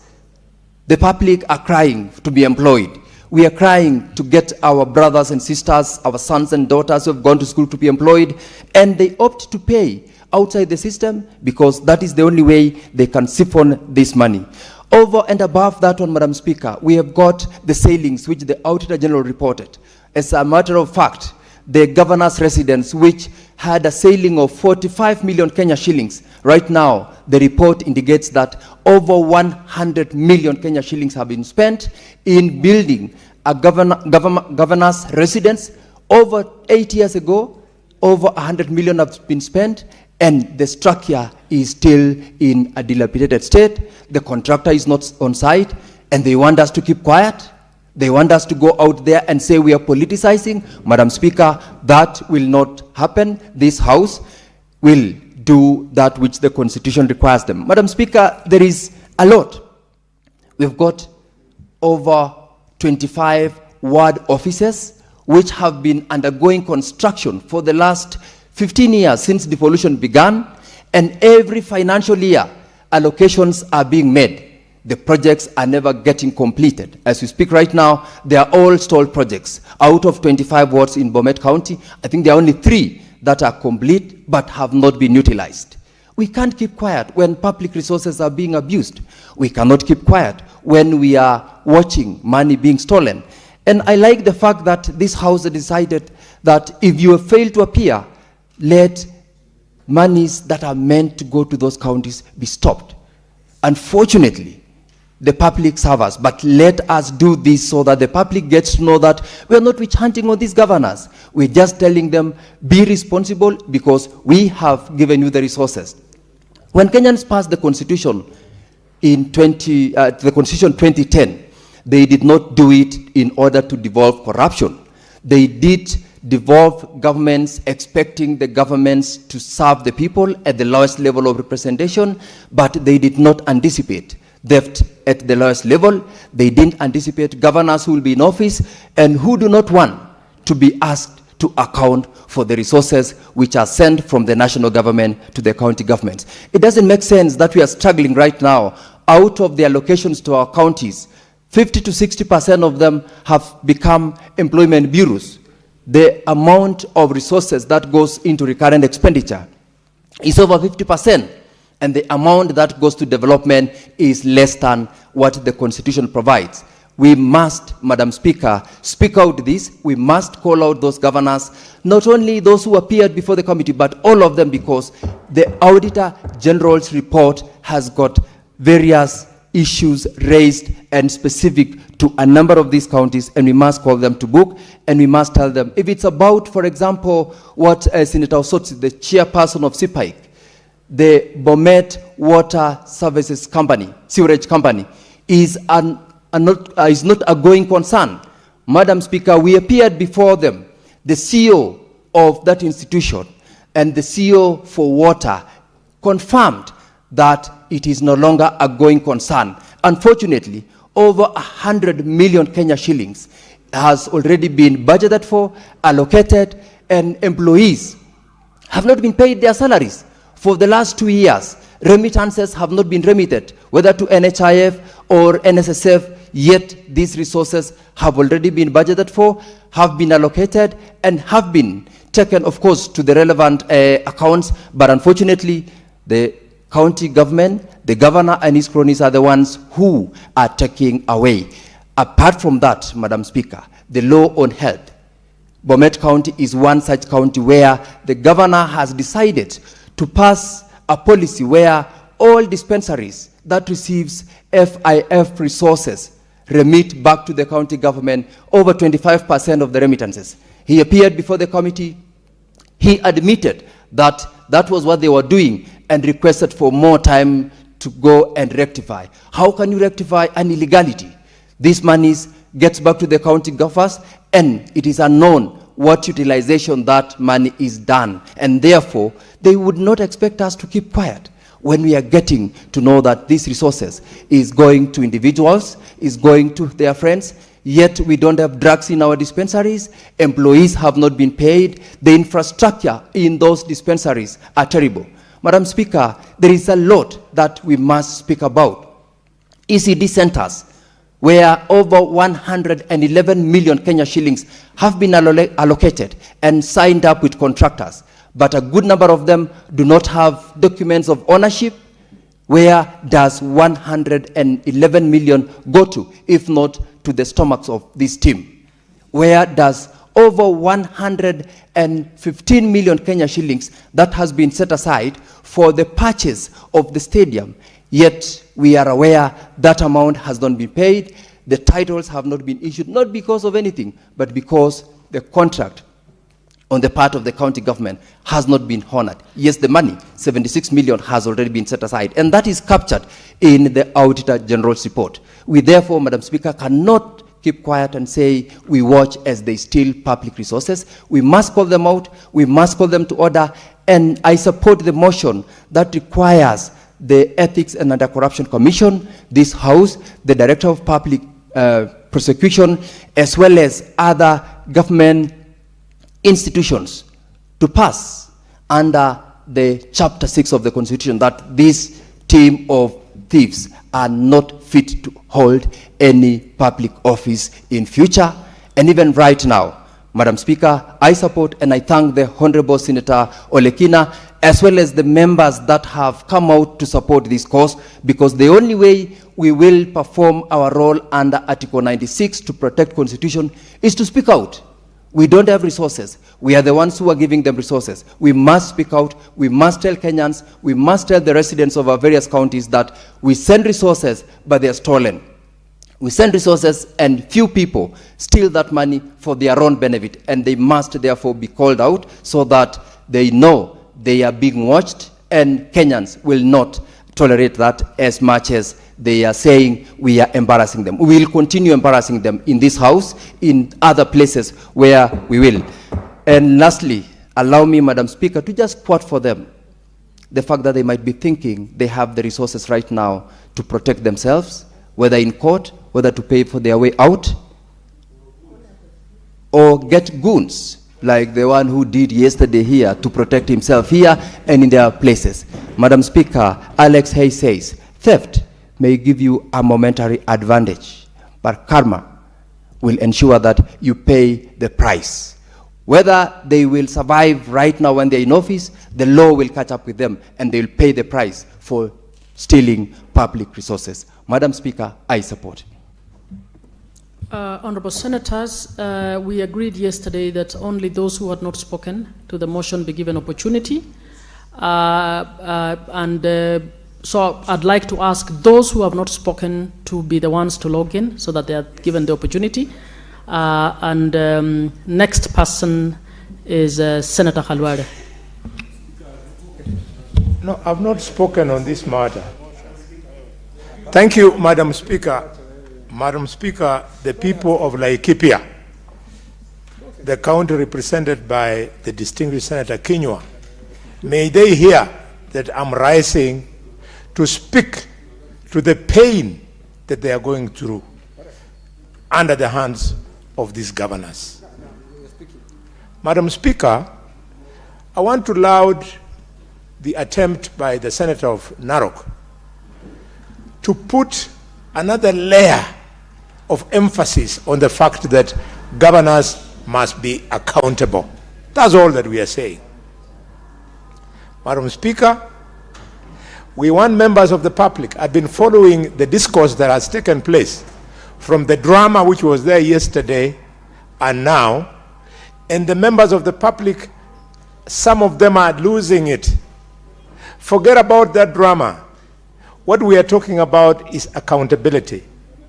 Just like Parliament insists that the national executive should give the first charge on the consolidated fund for public debt, similarly, Senate is saying on pending bills, they should attract the first charge before governors make any other commitment on expenditure. And this is exactly what governors do not want. They want to run county governments like kiosks. They want to run them like personal accounts. They want to run them like the accounts they have opened for their children to pay their school fees, not caring where they get the money from that they put in the accounts that have they opened in the names of their children. We want to insist that governors must present themselves for oversight. And Madam Speaker, so that I do not lose track, let me appeal to the people of Kakamega. People of Kakamega understand the Public Accounts Committee. Governor Barasa is lucky I don't sit there. If I was sitting there, I would have added more oomph into what they did to him when he came and they found he had fallen short of the glory. People of Kakamega, why Governor Barasa should be forced and be frog-marched to Nairobi is for the following reasons. So that the people of Malaba can be told what happened to the 100 million that was in the account for construction of Tumbeni Dairy Factory, where we had 78 high-grade dairy cows. He should come and tell us what happened to the 100 million. He should come and tell us how did the animals drop from 78 to today 17 animals. These people come in the night, some agents of the governor, and they walk away with the cows belonging to the public. They are cattle thieves. They are cattle rustlers. This is what we want them to respond to. The people of Malaba want Governor Barasa to tell them what happened to the 250 million shillings that in the books indicates that it was put on the Butali Malecha Road. The road is there looking like the bald head of Barasa. How I wish it was bald like mine. Mine is bald and smooth. Madam Speaker, the people of Mumias West and the people of Matungu want to hear Barasa explain what happened to the 400 million plus which he put for the construction of the road from Mumias town through Mwiboma, through Matawa, through Lureko, all the way up in Dangalasia. They want to be told, because the money has been spent in the books, the road is not there on the ground. This is what we are talking about. The people of Matungu want Barasa to tell the country what happened to the millions, hundreds of them, 600 million that he put for the construction of the road from Bulimbo, Harambe Market, to go and cross all the way to Malaha. They want to be told. Instead, the road is not there, apart from Senator Sifuna, 3.5 kilometers to the governor's gate. And the 600 million shillings is gone. This is what the Public Accounts Committee is talking about. You must forgive young Sifuna and young Okech for being energetic and moving the way they moved yesterday. It was the collective anger. The collective anger of this House. It was not that they wanted to assault Governor Lelit. No. In fact, Governor Lelit has nothing for which you can assault him. I mean, what does he have apart from those vehicles which he acquired the other day after looting the county treasury? I mean, if Senator Sifuna wanted to commit a robbery with violence, he wouldn't go to Samburu. He would go to the central bank where the real money is, Madam Speaker. Nobody should sympathize with these people. We must insist that accountability must be the order of the day. What's more, Madam Speaker, I want to appeal to the people of Shinyalu watching these proceedings that the reason why Governor Barasa must be brought here is to explain why today Shiamahubu Hospital, despite the hundreds of million shillings that have been pumped into it, 4 years since Governor Barasa went into office, they are yet to open the gates. And the money has been spent. The people of Ekolomani must bear with us and support us for marching Barasa to this place, because they want to be told the 120 million that was there for completion of the section from Eregi to cross River Lukose so as to come to Bushiangala to do that bridge, where the money went to. It is what we are talking about. And we are not about to keep quiet. If we don't do this, then the drama that the governor of Nairobi was trying to bring here, and I'm glad that Senator Sifuna, you were spot on when you were contributing on that debate. You came with the report of the Auditor General. You were reading it out for the people of Nairobi to realize that it was nothing personal. You know, recently, because Sifuna has become Sisi Sifuna, people think he's doing things for other reasons. No. He is discharging on this one his mandate. Whether he's a two-term or one-term person is not the issue. The issue is about accountability. Mr. Speaker, the way you're looking at me is like it's a crime to say two-term. The people who are saying two-term, they are saying they want President Ruto to continue in office.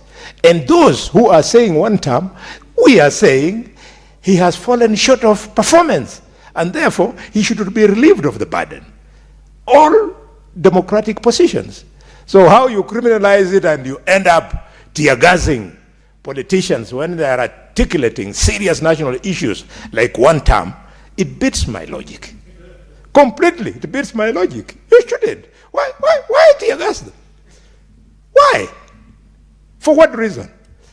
In fact, when Moi arrested me as a young, dashing doctor because of my conscience, I look back and I say, probably Moi would have killed us if he was having the kind of bad and attitude. But the guy used to lock us. He locked me up. He locked Richard Onyonka. And we have lived. Yes, we have lived to say it. Why attack people? And we thought it would just be tear gas, Mr. Speaker. Now they are using bullets, and we would have thought there would be rubber bullets. They are using live rounds. And Murkomen is there, shouting, shoot to kill. Honorable Nelson Koech from Belgut is there, shouting, shoot to kill. And the president is saying, shoot in the leg. Really? Really? What country do we want to build? We refuse. And because we are experienced and senior citizens of the country, we fear nothing. We are saying that God has given us beautiful children, some of them to tell in public gallery. Senator Halwale, your time is up. The way I looked at you was to tell you that besides two-term and one-term, there is also long-term, and there is no term. So it wasn't anything to communicate other than to tell you even half-term is existing.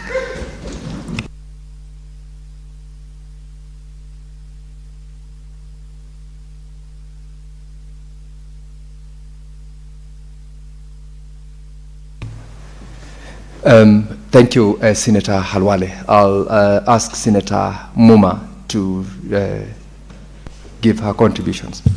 Thank you, Speaker, for the opportunity to speak to this motion. And thank you, Senator Ledama, for moving this motion, which I support, and with amendments. I don't know whether we can amend. Honorable Senators, this is a very important issue. Lawlessness will kill this country. The senators are angry because of lawlessness. The PAC and PIC have carried out their task in accordance with the Constitution, but the governors think this is a joke. The governors think they are so much above the law that they cannot subject themselves to what the law requires. And I think that is bad. So the key issue here is lawlessness. What are we supposed to do about lawless public servants, lawless state officers? Are we supposed to be terrified and say, now if the governors say we cannot do this, then the Senate should proceed as we earlier were told by Senator Halwale, or their constitutional timelines? I think the country will collapse if we don't pass this division of revenue. We need to start asking our questions, these questions, seriously. And that lawlessness applies to everybody, including the Senate.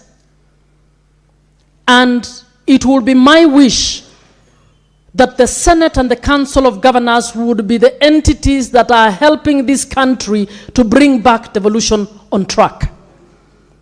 I feel so sad that we are at that stage where we are speaking at each other instead of speaking with each other to try and bring back devolution on course. The reports submitted by the two committees, CPAC and CPIC, it's unfortunate that they were just submitted on a day and there was hardly any time to speak on it.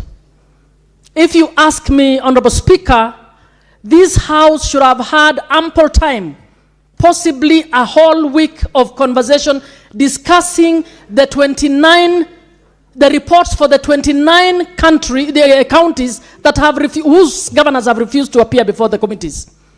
That is the only way that the citizens in those counties get to hear what is in those reports. In this time of 10 minutes, we are just speaking in anger because of how they have behaved. But there is a serious accountability issue.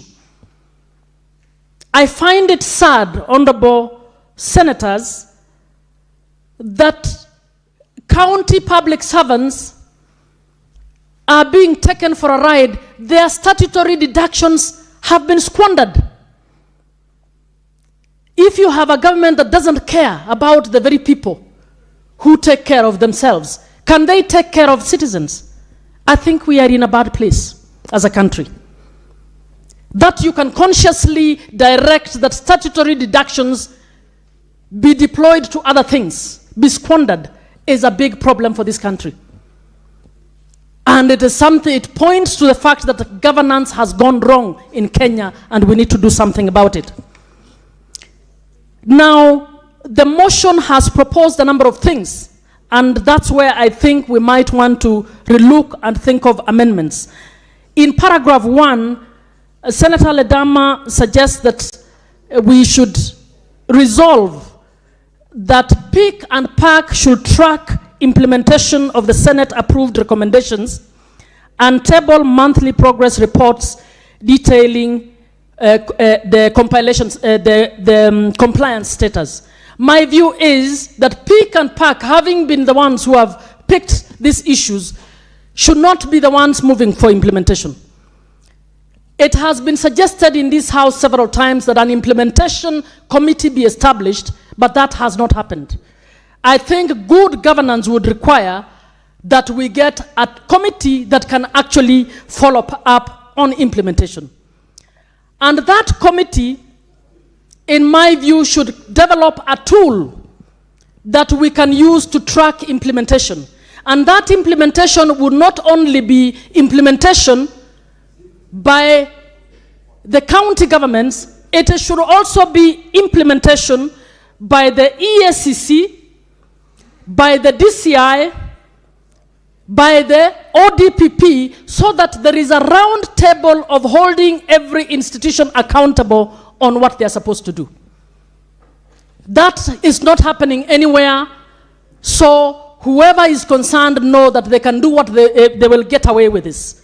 We need this House, 13 years after the devolution was operationalized, since 2023, this House needs to do Kenyans a favor and actually develop a clear accountability tool with indicators which can publicly be accessible to wananchi to see if this was recommended. If we have recommended that all monies required for the pensions and gratuities of workers of the county should be remitted to where they're supposed to be remitted, that should be followed up, and every month we should be able in this House to read publicly and say this county is compliant, this one is not compliant. But we are not doing anything about it. We only vent for that moment when we are angry and nothing happens around that. Honorable Speaker, PIC and PAC work on the basis of the reports of the Auditor General. And the reports of the Auditor General work on the basis of the functions that counties have elected to implement. Honorable Speaker, I sit in the Committee on Education, and I would want to inform this House that there are some functions that governors are doing nothing about. 13 years into devolution, the Senate has also not come up with a tracking method to find out whether every function assigned to counties under the 4th schedule is actually being implemented. Those of you who sit in the Committee on Education will attest to the fact that we have gone to some counties and the governor doesn't seem to have a clue on what they're supposed to do about ECDE. We have found counties that have invested zero in TVCs. We have counties that don't even know the percentage of the population of learners in their counties who are not in national government tertiary institutions and who are in the VTCs. The VTCs have a very small enrollment because governors prefer to assist the national government, enter into an MOU with national government to give county funds to schools where even MPs are giving bursaries, where you have many scholarships, and they are doing nothing about the very function they have been given. So I am suggesting that accountability based on only the financial audit of where the governors have deployed the monies is not full accountability. We need to come up with tools that can actually tell the residents of Vihiga, the residents of Tana River, that your governor or your government has been implementing these functions, has been doing nothing about this function. I think that is what we were established to do. So as I finalize, I'm requesting that we find a way of getting the two entities to get back to business in accordance with the law. And I'm calling on Council of Governors to be humble enough to actually start appearing before this, the park and the PIC. You have no legal mandate to pass a resolution that you cannot appear. Please submit all the evidence you have against any senator and get that senator investigated. You cannot stop accountability of the funds that you're doing because you don't like the face of a particular senator or you don't like being called out in public. I want to request that the House leadership reaches out to the House leadership, to the leadership of the COG, so that we do what is right in accordance with the Constitution and the laws of this country. I thank you, Mr. Speaker. Senator Sifuna. You know, Senator Muma, as part of the leadership of this House, I think I needed to remind you that this House has already written to the COG on how this matter can be resolved. Speaker, if you remember, before we went to Nakuru, the Speaker of this House issued a communication and said, yes, we can have conversations, but we cannot suspend constitutional imperatives. You continue appearing before the committee, and once that is done, in fact, a date was set.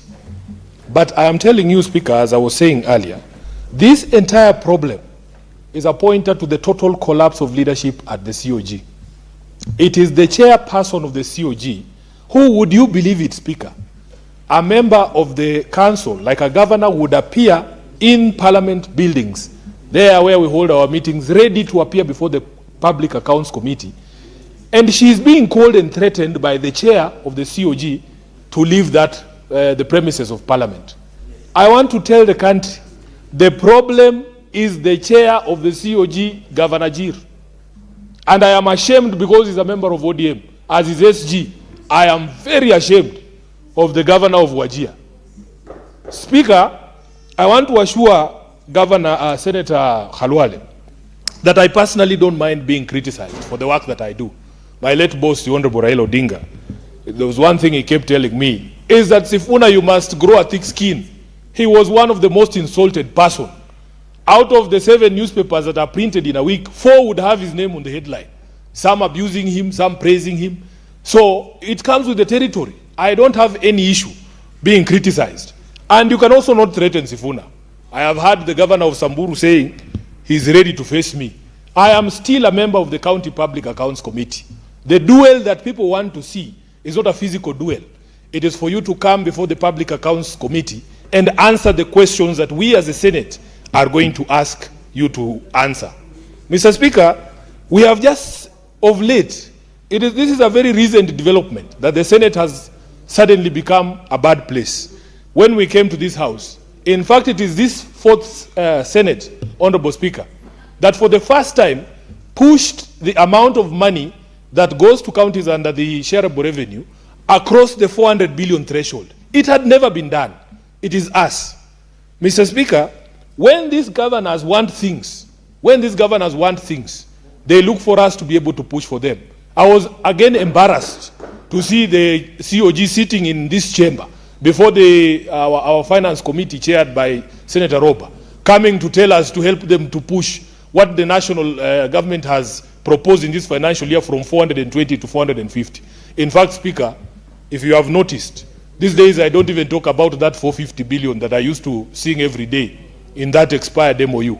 Because I'm asking myself, 450 billion to go to Governor Jir, 450 billion to go to Governor Jir, and these are the governors who are buying supplements for wild animals.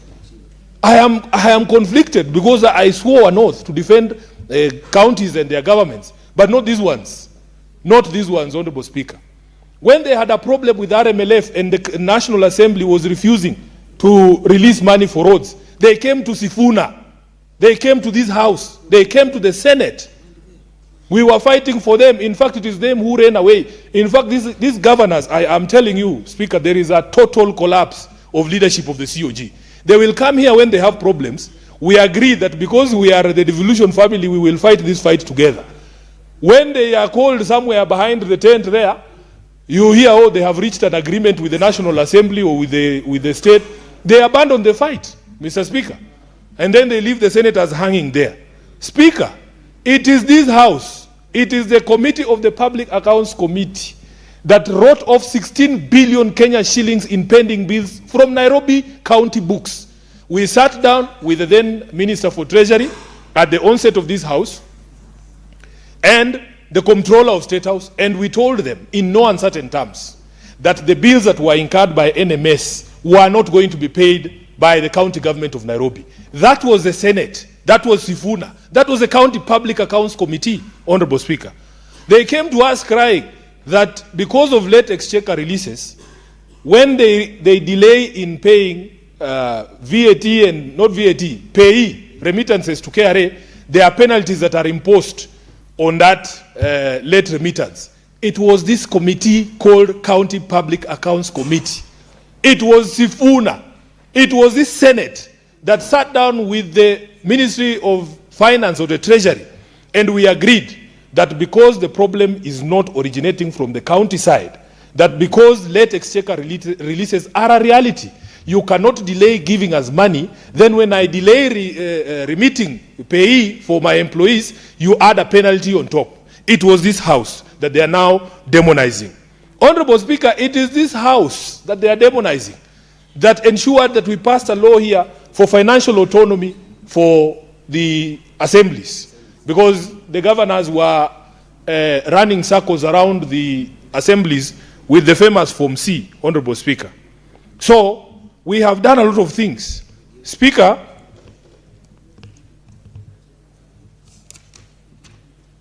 there was the other one of, I think it was for shareable revenue. I've addressed that. There was a question of late exchequer releases. Speaker, whenever there is a delay, you will hear the national government saying, we are up to date. And yet the governors come to our committee and tell us, no, we are behind 3 months. This is the question. How is it possible that they only come to us when they want things? That we are only good people when we are pursuing what they consider their interests. But now, because we want to ask for accountability for the same amount that we fight for, they are demonizing us. Speaker, we were convinced this last financial year by the so-called small counties. I remember the small counties like Lamu and the others, and Viga, and they came together and told us that we need to introduce in the new formula an affirmative action amount. The only governor from those 13 counties who has appeared before us and actually has said thank you for the fight for devolution is the governor for Nyandarua. He is the only one.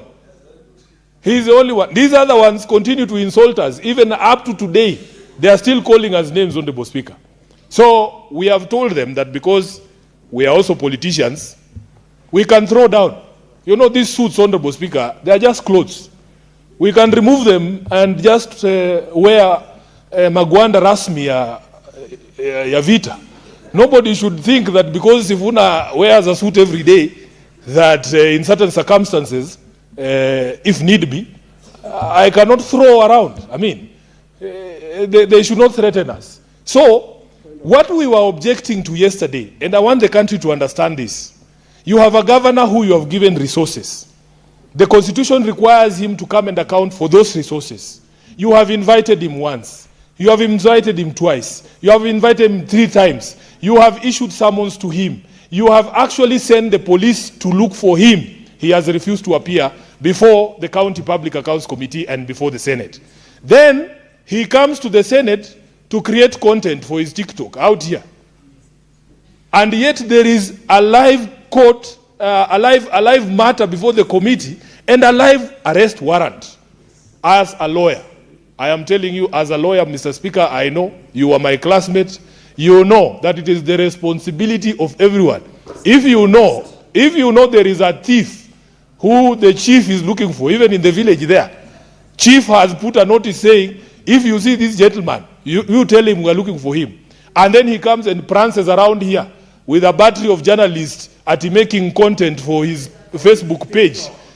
I mean, you expect us to sit here and just also, I'ma send him some likes. It is not possible.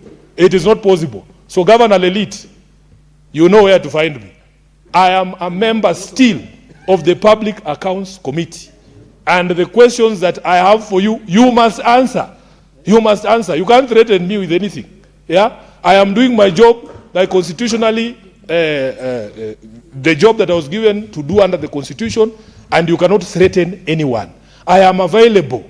I am available. We are going to do a schedule, Honorable Speaker, as we told this House, for the meetings of a Public Accounts Committee in accordance with this motion that has required us, Honorable Speaker, to enforce fiduciary accountability by resummoning non-compliant county governors, recommending sanctions for defiance, including budget withholding, which we are already doing, and escalating unresolved cases to the Control of Budget, Ethics and Anti-Corruption Commission or Director of Public Prosecutions as appropriate.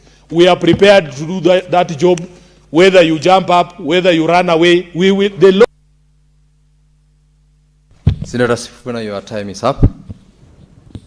Honorable Senators, before I allow more members to continue with their contribution to the motion, I have got communication to make on visiting delegation from the Kenyatta University. Senator Olekina, take the nearest seat.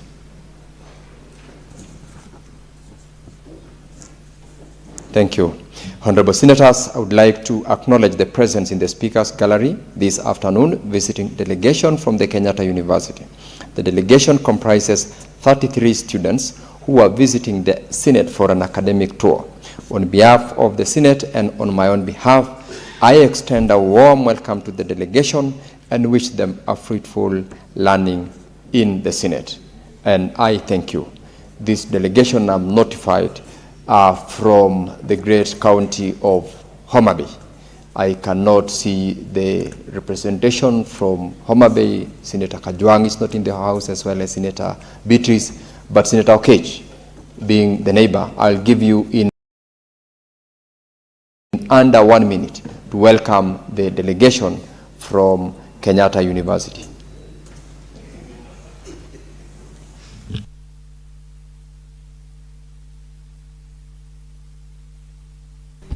Mr. Speaker, I want to thank you for giving me this opportunity.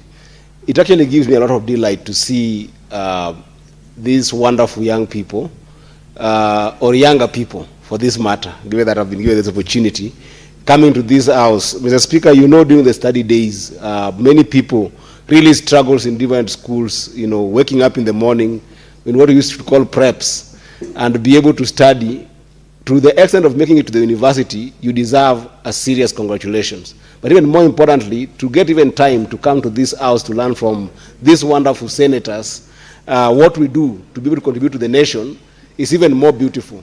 You have come here when we're discussing a very serious matter on the integrity of our governance, on the issue of accountability. And I think that as a country, if there's a generation that has given us hope more than even ourselves, is your generation. Because your generation is the generation that stood up against any issues of accountability of this country. And you said that your desire for this country is just to see a country that has got a sense of good governance. So you have found us when you're discussing a serious matter where governors don't want to account to the people of Kenya on the money that they are using.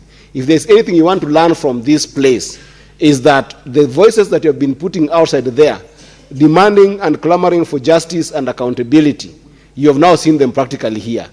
This means that even for you, sky is not even the limit. I'm seeing among yourself senators of the future here. I'm seeing among yourself president of the future. I'm seeing ministers. And I'm even seeing global business leaders among yourselves. My advice to you is work hard and never arrive. Because what you're seeing here, you are the future leaders for our country, and you'll do better than us for sure. When we leave here, I would definitely want to come and have a chat with you guys. And because the house, you can see my leaders are here.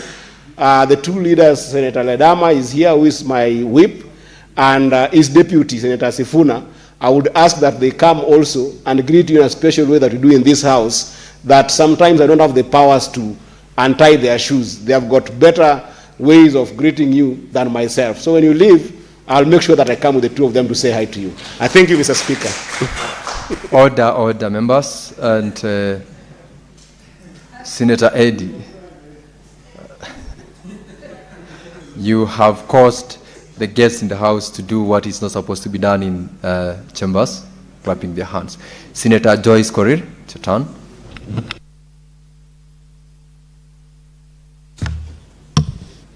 Yeah, thank you very much, Honorable Speaker, for giving me this chance also to contribute and support the report that has been brought forward by the Committee on CPAC, led by Honorable Ledama, a good neighbor of mine. Honorable Speaker, before I comment on this, allow me to first thank the committees of this House for the work that they are doing. And Honorable Speaker, I just want to commend them for the role that they are playing in terms of oversight. Honorable Speaker, as enshrined in the Constitution. Honorable Speaker. Honorable Speaker, I have seen a lot of fights in the social media and even within this House. I just want to remind the Kenyans that, Honorable Speaker, the Committee on CPAC operates with other relevant oversight bodies, including the control of budget, including the Auditor General, who gives us these reports. Honorable Speaker, once the honorable members fight for the resources to go to the county governments, it is the duty of this House to make sure that the monies that have been sent to the county governments are prudently used. The issues that are in the floor of the House and even within the social media right now, Honorable Speaker, are issues that the members of the public should know, because the Senate is the consumer of the Auditor General's report. They speak based on the facts that have been collected at the grassroots level. Remember, Honorable Speaker, these resources goes to the grassroots.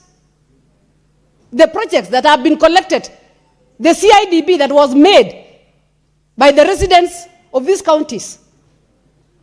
And after the CIDB has been made, they come now and do the annual budget.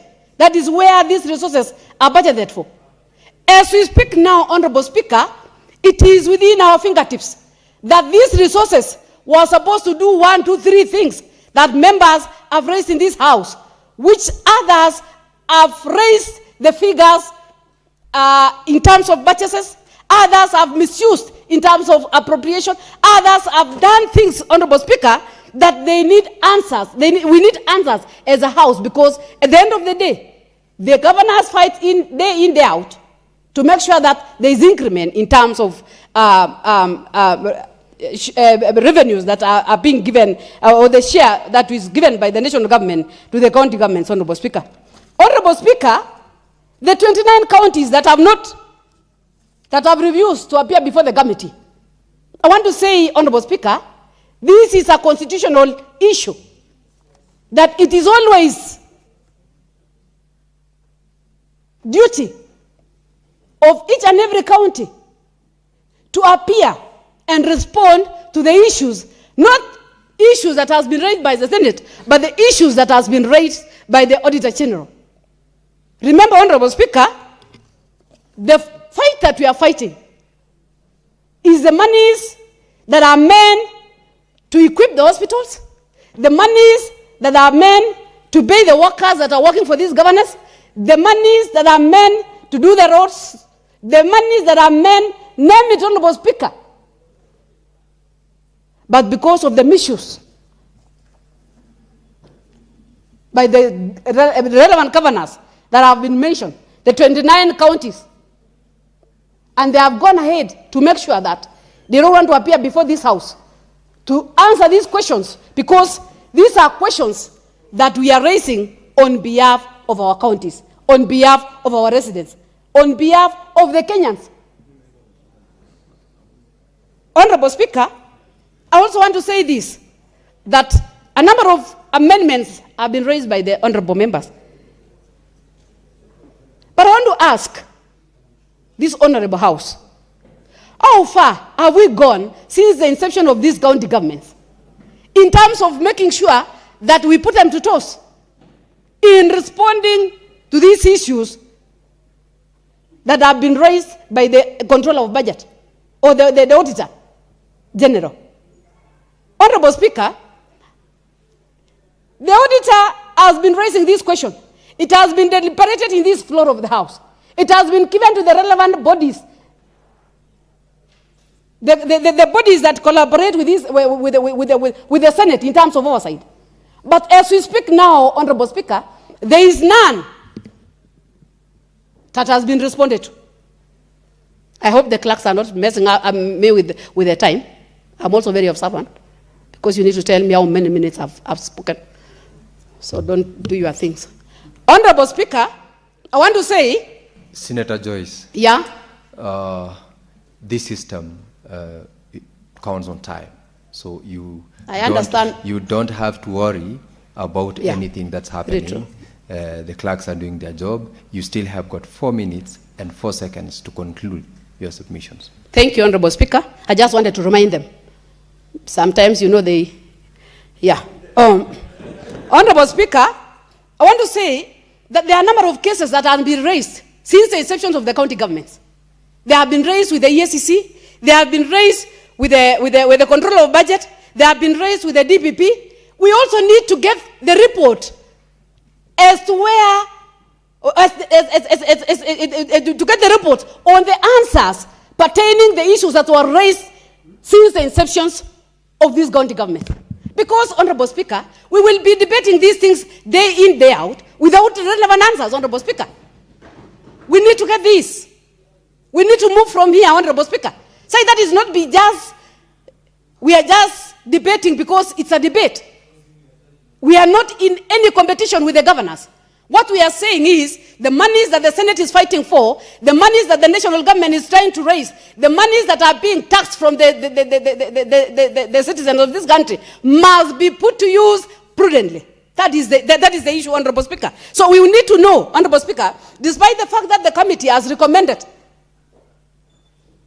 that the relevant bodies should take lead in terms of making sure that they assist us with these wrong governance. We also need to get the reports that has been raised from the inception of these county governments, how far they have been answered, who has been apprehended, how many resources have been returned back to those relevant counties which have been misused, Honorable Speaker. So, Honorable Speaker, I don't want to say much, but I just want to say that we have enough statutory instruments that are supposed to guide us as a house, that are supposed to guide our governors, that are supposed to guide the residents of this country in terms of making sure that their monies are put to use prudently, Honorable Speaker. That is supposed to guide this house in terms of their oversight role, Honorable Speaker. So I just want to say that I commend the committee in terms of the way they are doing their things. It is their mandate. I don't want to read their mandate in the standing orders. It's known that it is their work. It is the work of this committee to make sure that the report of the Auditor General is implemented to the letter in terms of making sure that they give answers as to why a number of projects are exaggerated, a number of projects are white elephant within the villages, a number of projects cannot be accounted for, Honorable Speaker. So I just want to support the committee and to say that job well done, continue doing your work. That is the work of this house. We are always there to stand with you, and we want to say that the governors must give an answer to this house on the issues of the resources that we are giving them. Thank you, Honorable Speaker. How you see, Senator Joyce Koriri, you're just worried. You did not fully utilize your minutes. And I will donate that to Senator Onyonka, whom I'm giving the opportunity to speak to this motion right away. Mr. Speaker, I want to say very sincerely that, first of all, before I say anything, I would like to request to move a motion to amend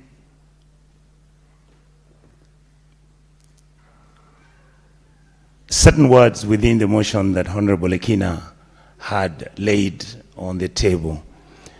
Therefore, Mr. Speaker, I request to move the motion to be amended by deleting the word select committees on CPAC and CPI, deleting the word select committees on CPAC and CPI and SF immediately, quote unquote, appearing in paragraph 5 of the motion, and substituting with the words to establish an ad hoc committee comprising of 15 senators, quote, close the quote, blah, blah. And number 2, or B, Mr. Speaker, inserting a new resolution after the resolution listed in number 4 to, quote, submit a final report to the Senate within 90 days from its establishment. Mr. Speaker, it is a very interesting day for me today. At a personal level, it's really something that I kind of been wanting to have an opportunity to discuss. And Mr. Speaker, I want to say that I have looked at the audited accounts of Kisii County. And that is the county that I represent. And some of the things you see in the Kisii County report, they're just astounding as they are shocking. And I know that this is not just happening within Kisii County. Apparently, Mr. Speaker, all governors, once they take over power, they behave the same. And I have been really observing what they do. Number 1, they make sure they look for a way to control the members of the county assembly. Number 2, they then immediately after they have taken over, come up and they want to change everything about the personnel that was working for that county when the governor who was there before them was there. And that goes into some of them deliberately trying to disband the Public Service Board, some of them doing cross-transferred, even some of the individuals within the county system, whether it's health, whether it's road construction, and even if these people were trained and they received executive training so that they could produce the results were expected, they're immediately transferred because they are not behaving nicely. Mr. Speaker, if you look at all our county governments, none of them has ever done, and I would like to see which one has, and I will give them recommendations for an A. Many of the county governments, close to, out of the 47, close to 40, have never done a biometric registration exercise to know the total number of workers in the county system who are either permanent and pensionable or temporary workers. And some of these, Mr. Speaker, the reason why, and I want to tell my colleagues here, is because many of our colleagues, the governors who are saying how this house is useless and in fact we have no business talking to them, are the ones who have been keeping those lists, where they are having the lists manual and they are paying a wage bill of about 40 to 50 million a month. That money is what is the cash cow and is the kitty that is supposed to be utilized to do politics.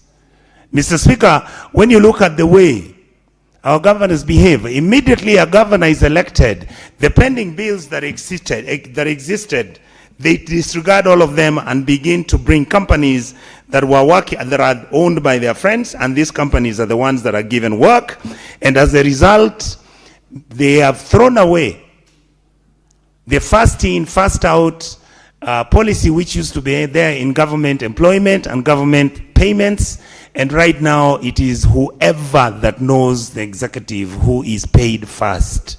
And those are the people who receive the best jobs in the county governments. As a result, like in Kisii County, our pending bills, when I was elected 4 years ago, were actually 1.2 billion. Up to now, close to 800 million has been paid out as pending bills money. But Kisii again has incurred an extra pending bill of 1 billion shillings. So these are the issues that I think we need to talk about. You look at the own source revenue, how much money are county governments collecting? Why do counties don't want to have the same financial platform to run their taxes which they are collecting, like KRA does? In fact, some of them had wanted to use KRA. They don't. They must get a company which comes up and works, and that company is the one which kickbacks are exchanged, and that is where they share the money, Mr. Speaker. The truth and the reality is that now we are the highest taxers. We are the people who tax most our sick people. The FIF funds which are supposed to be generated within our health facilities in our counties, which were never meant for profit making. Now those funds are actually kept. Most of them are collected manually. Some very good counties have gone the electronic way, and we give them appreciation. We have seen what they are doing, but many of our friends in this sector are actually taking FIF funds, and they are the funds which they are mismanaging. Mr. Speaker, I will give you just 3 examples. A company comes to Kisii 3 years ago and is supposed to be doing the work of constructing the facilities that were supposed to be for industrial. There's a word we use, Mr. Speaker, I can't remember it right now. The company that was given that tender without any procurement was paid in advance 475 million. And the building that they were doing, Mr. Speaker, is on first, I think on second floor. And that building is supposed to be building the governor's office. The governor of Kisii already has an office. The county assembly were the ones missing a few blocks, maybe 1 block, and they would have most probably been fitted into those offices. We are at 450 and we are not done yet. Mr. Speaker, when you look at procurement laws, you gentlemen, you saw the other day, my governor brilliantly came out and displayed all those machines saying how he's going to do fantastic roads. The truth is, those machines, nobody knows who the owner is. The company that is supposed to do roads in my county, nobody knows who he is. The employees who are supposed to work, nobody knows whether they're private or they're going to be workers of the county government. And as we speak, nobody has seen a single discussion, a single agreement, seen what the county government and this PPP outfit signed. And the truth, when you listen to all the contractors and people who are the stakeholders, no public hearings were discussed for people to be asked whether the county government was to go and buy machinery and equipment worth $1 billion shillings. And yet, Mr. Speaker, the amount of money that was in the budget to purchase those machines was 200 million, which means Kisii County again has now created another pending bill. Then you come where lawyers are having cases, and those cases are won by the litigants, and the county government doesn't go for appeal, and their fees increase from 2.1 million to 7.9 million because the county refused not to pay the litigants, and as a result, there are 3-4 cases like that. And you look at the whole audit report, 375 million, which cannot be accounted completely on money used for fueling machines and equipment of the county government. There is a section where we are also discussing about 48 million, which has been used for fuel and lubricants. If you look at the total number of vehicles that the county government has got, fuel and lubricants, if members of this office, this house, could sit down and calculate what 48 million can buy in fuel in a year, so that we are able to know how many vehicles you need to have, which kilometers you do and all that, you'll find this is one of the biggest scams on how money is pilfered from the CRF, as if vehicles are being run and as if we are going to fuel all these vehicles which the governor is running from. Of course, some governors think they're president, so they are running around and going to functions and rallies. Finally, Mr. Speaker, what do we do? Suggestions. I know many of us are always criticized that we never give solutions. We need to get out of this building and go and visit these counties, because the dirt and the stuff going on, we must be able to visit. We must make sure that we give master and clout to the EACC if it means we create an independent arm that is going to monitor and audit and look at the criminality going on with all our counties. We can do that. The systems must be made stronger. We must create a higher standard of public good, where people who are leaders are able to carry themselves with decency, and we must strengthen Chapter 6. I have not discussed the minerals and how some governors are selling minerals from their county governments. I have not discussed how in Kisii, Tabaka Soapstone, my governor picks up a Chinese company and gives them the picking out of all the soapstone, the only stone like that in the world, and they take it away. And yet the president, and when we were discussing this 2 years ago, we said Kisii needed to have a factory because the soapstone is a very unique stone globally. We are, I think, 1 or 2 other countries that have that stone. And yet, we sell that to the Chinese. We are cutting trees, Homa Bay, South Nyanza, and Kisii County, where the Chinese are crushing our timber, and they are picking it, putting it in trucks, and these trucks are sending the timber to China. Then it is brought to look like what we have here. You think the timber is natural, and yet it's just been doctored. And you know what? We are deforesting unbelievably. Soon, Kisii is going to become a desert. These are the issues. Our governors don't do public hearings. They don't consult anybody. They don't ask anybody, even when they're doing anything. When we begin to talk about oversight, they say we are extorting them. They say we are petty. They say we want their money, and we have been telling them we no longer admire money that is stolen, that is supposed to make us happy. What we want to be proud bequeathers of Kenya's history, so that when devolution is high, is rated, is evaluated, and for the last 15 years, what is it that we have done that has changed the lives of our people? That is why our youth are getting angry with us, because they believe all of us are thieves, and all of us basically steal their futures. Mr. Speaker, I want to beg to this House, this is the best opportunity we have to sort out the mess we have created. Let us look at the structures. Let us look at the consolidated fund. Let us look at the CRF fund, how it's being handled. Let us look at the IFMIS system. Let us make sure the e-payment system, if that is what it requires for us to straighten the financials, so be it. You find governors who are not giving the statutory payments. My county, Kisii, cannot pay KRA 36 million. 36 million. You have people who are supposed to be given gratuity. They are not being paid. And it's not just Kisii only. It is this republic. Can you imagine we who work in this house going home After we have finished our 1, 2, 3 terms, and you are told that Parliament cannot pay your gratuity, how would you feel? Money that was picked from NHHF, NHIF, NSSF, all those deductions were picked by the governor. And some You now may need to move your motion to amend in 15 seconds. I'll give you 30 seconds so that you conclude and move.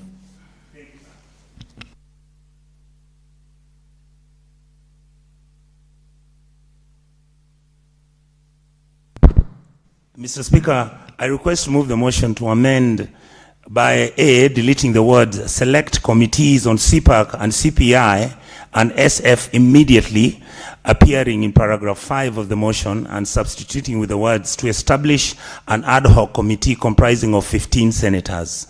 B, inserting a new resolution after the resolution listed on number 4, submit a final report to the Senate within 90 days of this establishment. To finalize, Mr. Speaker, you notice when one governor does something, everybody does it. They started packaging milk.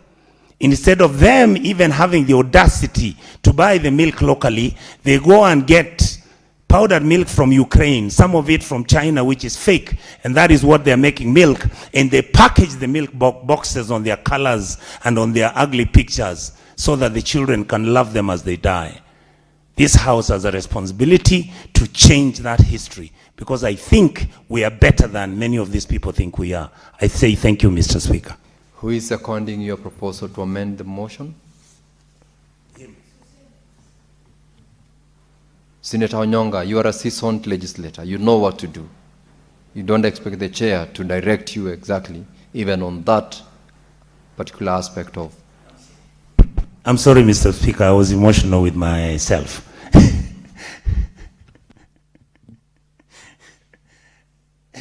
I apologize. Accepted.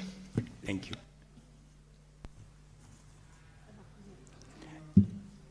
Ati? Senator Kinyua. Yeah, I therefore ask Senator Kinyua to second. I'm sorry about that. Senator Kinyua. Asante Bwana Spika. Naunga mkono marekebisho ya mswada kama yalivyopendekezwa na Senator wa Kisii, Senator Richard Onyonka. Bwana Spika, kuanzia mwanzo nataka kusema ya kwamba hatupaswi kurudi nyuma sisi kama seneti baada ya sisi kupitisha jambo. Jana Bwana Spika, tulipitisha ya kwamba tutashughulikia mswada yoyote ambayo utakuwa ukipeleka hela katika gatuzi zetu.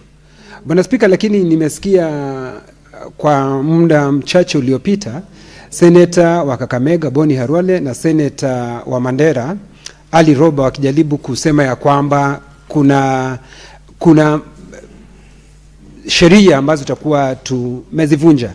Bwana Spika, nataka kusema la, kwa sababu tukipitisha jambo lolote hapa tunapaswa kulifuatilia, kwa sababu hilo ndio jambo la manufaa kwetu. Bwana Spika, kwanza nipongeze kamati ambayo imeshughulikia na kuleta ripoti hapa, na vile vile nimpongeze Senator wa Narok kwa mswada alioleta, hata japokuwa marekebisho tayari yamewekwa. Bwana Spika, katika kaunti ya Laikipia,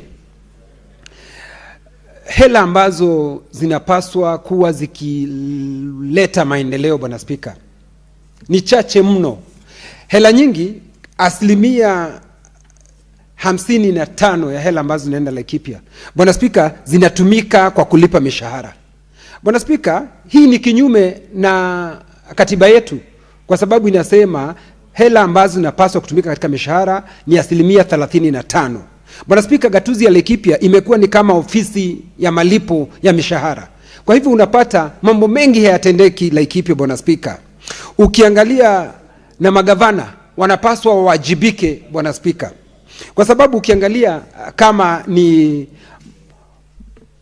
wanafunzi wa shule za chekechea Bwana Spika, wale wanafunzi, zile shule ambazo wako nazo majengo yako katika hali duni Bwana Spika, kwa sababu bajeti iliyoko katika masomo ya chekechea ni kiwango cha chini sana Bwana Spika. Vile vile watoto wa zile shule hawapati mankuli kama vile ambavyo imeidhinishwa katika katiba ya Kenya, kwa sababu inasema ya kwamba kunapaswa watoto wawe wakipewa shule, wakipewa chakula katika shule pale wanapoenda katika masomo yao. Lakini Bwana Spika, hiyo haifanyiki. Unapata hela nyingi zimechukuliwa na zitumiwa kupeana basari, na hayo sio majukumu ya gatuzi zetu Bwana Spika. Hayo ni majukumu ya serikali ya kitaifa. Kwa hivyo hapo tunaona magavana wanazembea katika kazi yao, badala ya wao wachangamkie kazi ambayo wamepewa kikatiba huwa anaifanya. Bwana Spika, madeni ambayo wanakandarasi wanapaswa kuwa wakilipwa, Laikipia hawajakuwa akilipwa. Bwana Spika, unapata hawa makandarasi wamechukua loan katika mabenki. Unapata mtu anafuatiliwa na benki, yeye alipe loan ambazo amekuwa akichukua katika banki, lakini hawezi akalipwa kwa sababu gatuzi zetu hazilipi madeni. Na inajulikana wazi katika katiba ya Kenya, inasema ya kwamba jambo la kwanza kulipwa ni madeni ambayo watu walionayo, iwe ni serikali kuu, iwe ni serikali ya gatuzi Bwana Spika. Lakini gatuzi ya Laikipia unapata watu sasa hawalipi pesa zao. Wengine tayari wamekufa, wengine tayari wanataka kujinyonga Bwana Spika, na hawa ni vijana Bwana Spika, wale ambao tuliambia kwamba wachukue mikopo. Baada ya kuchukua mikopo Bwana Spika, waweze kufanya kazi katika gatuzi zetu. Lakini baada ya wao kuchukua mikopo na kufanya kazi katika zile gatuzi, hawalipwi Bwana Spika. Cherargei anajua vizuri, hata ukienda Nandi shida ni ile ile, ukienda Kakamega shida ni ile ile, Laikipia shida ni hiyo hiyo Bwana Spika. Kwa hivyo tunaambia magavana wawajibike na waweze kulipa madeni. Jambo lingine Bwana Spika, ukitembelea katika gatuzi ya Laikipia, tayari tunapoongea na wewe wauguzi wamegoma. Kisa na maana, hela zao hawajalipwa. Mishahara ambayo ilipendekezwa na kamati ambayo inahusika na mambo ya mishahara, kwa lugha ya Kiingereza SRC, wanapaswa wawe wameongezewa pesa. Lakini Bwana Spika, hawajapewa zile hela ambazo wanapaswa kuwa wakipewa. Wamekuwa katika vile viwango, badala wao kupandishwa madaraka, unapata mtu ameishi katika kile kiwango kwa muda mrefu.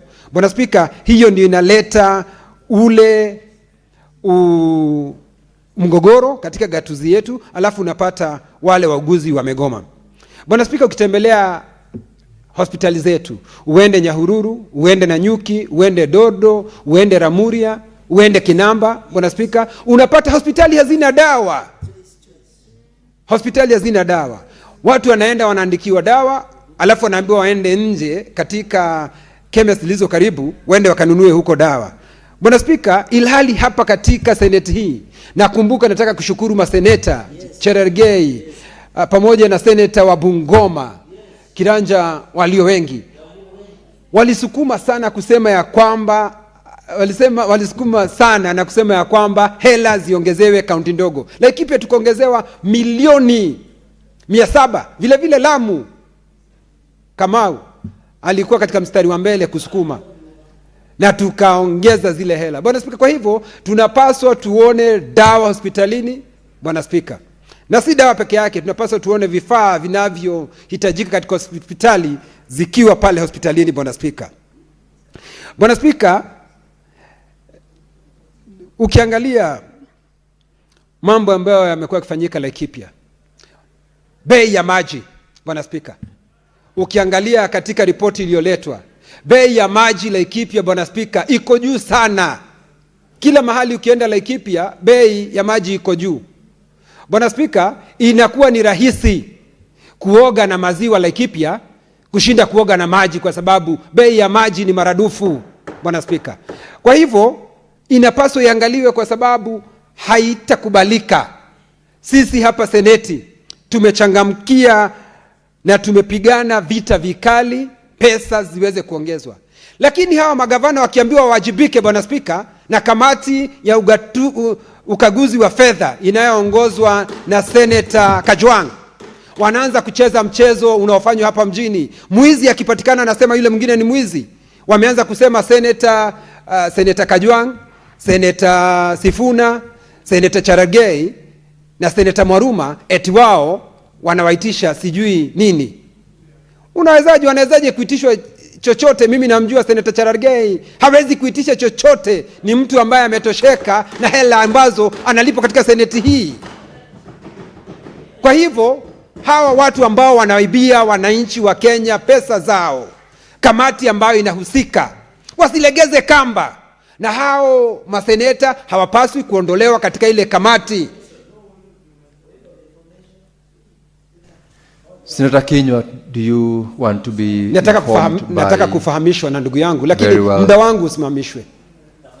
That will eat into your time, Senator Kinyua, you know that. Proceed, Senator Cherargei, to inform Senator Kinyua. Mheshimiwa Speaker, ningependa kumjulisha ndugu yangu Senator wa Laikipia ambaye ameongea Kiswahili sanifu sana, ya kwamba sisi kama kamati ya ukaguzi ya fedha za counties, Mheshimiwa Speaker, huwa tunaitisha stakabadhi za ukaguzi. Hatuitishi mambo mengi. Nafikiri hiyo imekuwa wazi, Mheshimiwa Speaker. Asante. Asante Bwana Speaker. Nakubaliana na yeye, wafanyi haya mambo hombera. Wanafanya wakitumia ile lugha wakitumia stakabadhi ambazo zinapaswa kuwa zikitumiwa. Bwana Speaker, vile vile ukiangalia ukitembelea makafani ya Laikipia na Nyuki na Nyahururu, iko katika hali mbaya sana. Kwa hivyo gavana anapaswa kuwa akiwajibika na kuangalia kwamba makafani yetu yako katika hali ambayo inapaswa kuwa. Bwana Spika, vile vile serikali kuu inapaswa iwajibike, kwa sababu Laikipia tayari katika zile sehemu tulizotenga ama shamba tuliotenga kwa sababu ya kuweka viwanda na biashara ndogo ndogo, tayari sisi Laikipia tulitoa milioni 250, lakini serikali kuu inapaswa iwajibike, iweze kupatia gatuzi ya Laikipia, serikali ya Laikipia milioni 250, ndio tuweze kutengeneza vile viwanda na vile vile hizi biashara ndogo ndogo ziweze kunawiri, kwa sababu tayari Bwana Spika tumeweka hiyo sehemu kando. Bwana Spika, kwa naunga mkono marekebisho haya yaliyoletwa na Senator kusema ya kwamba tuwe na kamati maalum, kamati ambayo itajumuisha maseneta 15 ndio waweze kuangazia vizuri kutekelezwa kwa haya mapendekezo ambayo yamependekezwa na hizi kamati, Bwana Spika. Kwa hivyo mimi naunga mkono mswada na marekebisho haya yaliyoletwa, kwa sababu Bwana Spika, itajulikana ya kwamba kamati ambazo zimeshughulikia haya mambo itakuwa ni vigumu tena kwa sana kuweza kufuatilia kutekeleza kwa yale mapendekezo ambayo yameletwa. Kwa hivyo hii kamati ya maseneta 15, nataka kuambia kwamba hata wao watajipata katika hali hiyo hiyo maseneta, akina Seneta Sifuna, akina Seneta Cherargei waliojipata, ikiwa Senator Kinyua, your time is up. You've seconded.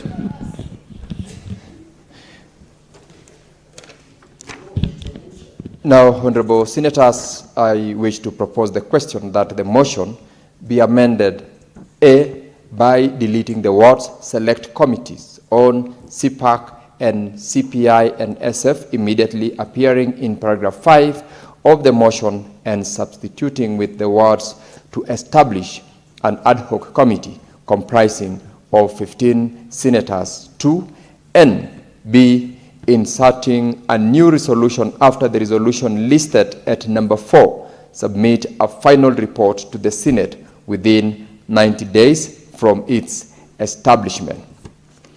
Now, Honorable Senators, you will appreciate that this is a motion which was moved. The proposal to amend is on 2 items. Substantively, the motion is not being amended other than with regards to the resolutions being sought.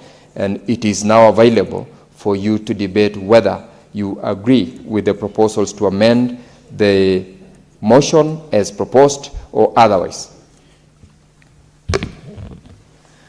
I have Senator Wafula. Thank you, Asante sana Mheshimiwa Spika kwa nafasi hii ili niweze kuchangia katika hoja ama mchakato wa wajibikaji katika counties za humu nchini. Na jinsi wenzangu wamedhihirisha kwamba wakati umefika Wakenya waone uzito wa shilingi ama jasho lao, waone likitekeleza miradi ya maendeleo kutokana na ushuru wanaolipa. Mheshimiwa Spika, nimesoma ripoti ya mkaguzi wa vitabu vya hesabu na tumegundua baadhi ya magavana hapa nchini Kenya vile vile wameanza kuwa wataalamu wa kubuni vitabu na hesabu gushi ili mdadisi wa hesabu aweze kukosa kupata ukweli. Mheshimiwa Spika, nakumbuka nilikuona kule nyanjani ukifanya ukaguzi wa miradi ya maendeleo katika vyuo vya chekechea. Hii ni ishara tosha kwamba mkaguzi wa hesabu huenda alisema chuo cha chekechea kilijengwa na kikakamilika na malipo yakafanywa na ripoti kaandikwa. Lakini unapofika mashinani, Mheshimiwa Spika, unapata hata msingi peke yake haukujengwa. Hii ni kusema kwamba Mheshimiwa Spika, wakati umefika, kando na kuzingatia vitabu hivi, Wakenya wahusike na wajibike kuhakikisha miradi ambayo imetangazwa ama kandarasi ambazo zimepewa Wakenya kazi itendeke. Mheshimiwa Spika, ukizuru kaunti ya Bungoma, kaunti hii ina Wakenya ambao ni wachapakazi, Wakenya ambao ni waadilifu, Wakenya ambao wanamcha Mungu na Wakenya ambao wanajivunia kaunti yao. Mheshimiwa Spika, ukienda katika hospitali ya kiwango cha 4 kule Sirisia, eneo bunge la Sirisia, Mheshimiwa Spika, hospitali kubwa imejengwa ya ghorofa. Mheshimiwa Spika, sasa inapita miaka 5 haijakamilika. Hospitali hii haina maeneo ya majitaka na mahali ambapo uchafu wa hospitali utawekwa. Watu wa eneo bunge la Sirisia wanajiuliza kila mara, kiongozi wao gavana anapita huku na huku, lakini hawezi kusuluhisha donda sugu la hospitali hiyo, na ilhali kandarasi ilipewa, mwanakandarasi anajulikana na majibu hawapewi watu wa area hiyo. Hospitali ya kiwango cha 4 kule Bumula, Mheshimiwa Spika, jambo ni lile lile. Maji hayapo, wadi ambazo zimo hazina vitanda, maji taka hayajulikani ataenda wapi, na hili ndilo jambo ambalo magavana wanaogopa kujibu. Vyuo vya chekechea kule nyumbani kwetu, Mheshimiwa Spika, mtu anapewa kandarasi ya madarasa 6 hajengi, anayelipwa. Mwingine amepewa pesa za vyuo anuwai VTCs, hawalipi pesa za capitation ya yule mgao wanafunzi. Alafu ukimuuliza anakuambia unajipiga kifua, wewe ndio unaleta pesa, piga tena meza, pesa zirudi Nairobi. Mheshimiwa Spika, ninasema leo nakubali, masenators mmekubali kwamba mgao na mjadala wa mgao wa fedha usitishwe ili tuone sasa nani hutetea serikali za kaunti. Mheshimiwa Spika, kuna mradi kule Bungoma wa uji wa watoto, Mheshimiwa Spika, ya mamilioni ya pesa. Baadhi ya shule wanapewa packet 20, packet 50, na huku anasema mradi umetia fora sana, watoto wameshiba, wana afya, na baadhi ya shule hawajui hata uji huu unatokea wapi, unga huu unanuliwa kivipi, mwanakandarasi huyu alipewa kandarasi hii kivipi. Lakini hawataki tuulize, kwa sababu wale Waingereza walisema ukiwa kwenye meza unala, haipaswi uzungumze. Mheshimiwa Spika, kwa sababu mchakato wa kutafuna na kumeza unahitaji umakinifu wa hali ya juu.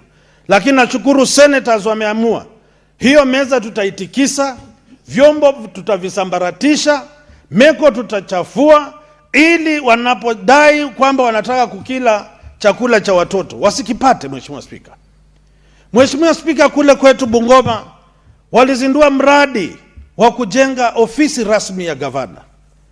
Zaidi ya milioni 90 zikazikwa ama zikazama, Hadi sasa hata msingi peke yake haujachipuka. Na mwanakandarasi alipokea pesa, akatundika gube gani aste aste, akaenda zake. Mpaka sasa serikali ya kaunti haijatuambia chochote.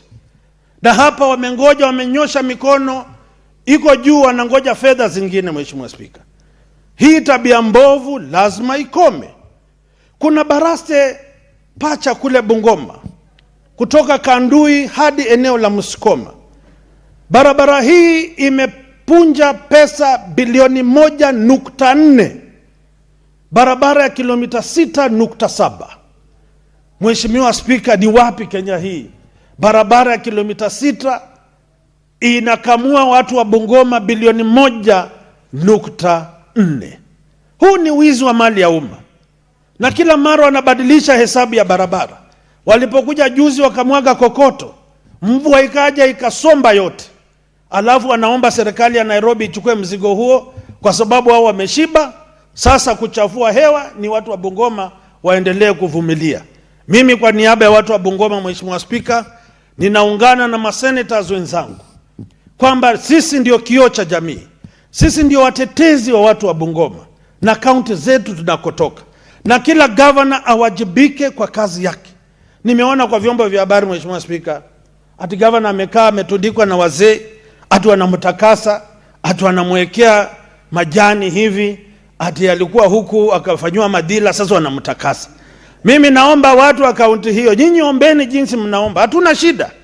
Lakini siku ya kiyama ni huyo gavana ajisalimishe mbele ya jumba la Senate na ajibu maswali ya fedha za watu wa kaunti hiyo. Naomba wa Kenya popote mlipo, hivi sio vita vya kikabila, hivi sio vita vya kiukoo, hivi sio vita vya kifalsafa, ni vita vya uwajibikaji jinsi tunatumia pesa za umma. Magavana, nilisema jana, Mheshimiwa Rais akienda Bungoma, wao wako mbele wanaimba vidole viwili. Wakipita wakienda Homa Bay, magavana ndio hao hata wamefinyilia maseneta zaonekani na MCS. Lakini ukiwauliza na hizi fedha ambazo mmepewa umetumia aje, anasema huyo kijana, hao viongozi hawana heshima. Wakenya tunawaambia, jumba la Senate tumekata kauli. Tutawaandama, tutawafuata. Fedha za basari, Mheshimiwa Spika, na scholarship, wametoa mamilioni ya pesa. Mheshimiwa Sosi tulikuwa naye katika kamiti yake.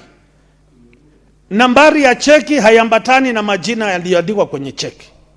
Idadi ya fedha zinazoenda kwa shule fulani, ukifika hiyo shule hawahitaji shilingi 50,000, wanahitaji tu shilingi 22,000. Hii pesa ya ziada walikuwa wanalipa ya kufanya nini? Na hakuna thibitisho kwamba wamepokea hizo fedha.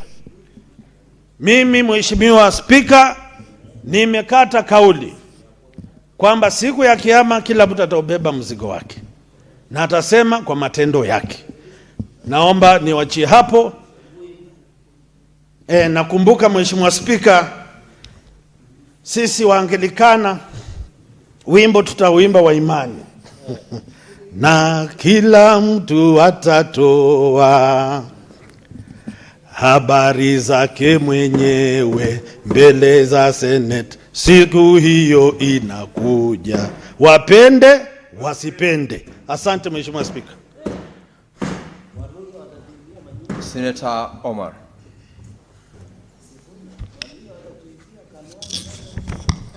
Thank you, Mr. Speaker, for giving me this opportunity. Mr. Speaker, I also stand here to add my voice on this motion, Mr. Speaker.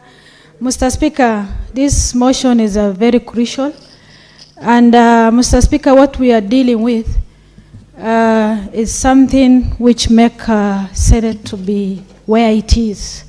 We must have a stand of how to conduct some kind of act of some characters. Mr. Speaker, this motion is about audit report. Mr. Speaker, cross-cutting of all counties, most of the issues which mostly raised by Auditor General is pending bills, leakage of the resources, that is revenue collections, human resources, and implementations of most of these development plan. Mr. Speaker, governors who are holding the position, the offices, let them know their role is their role. One of their role is resource management.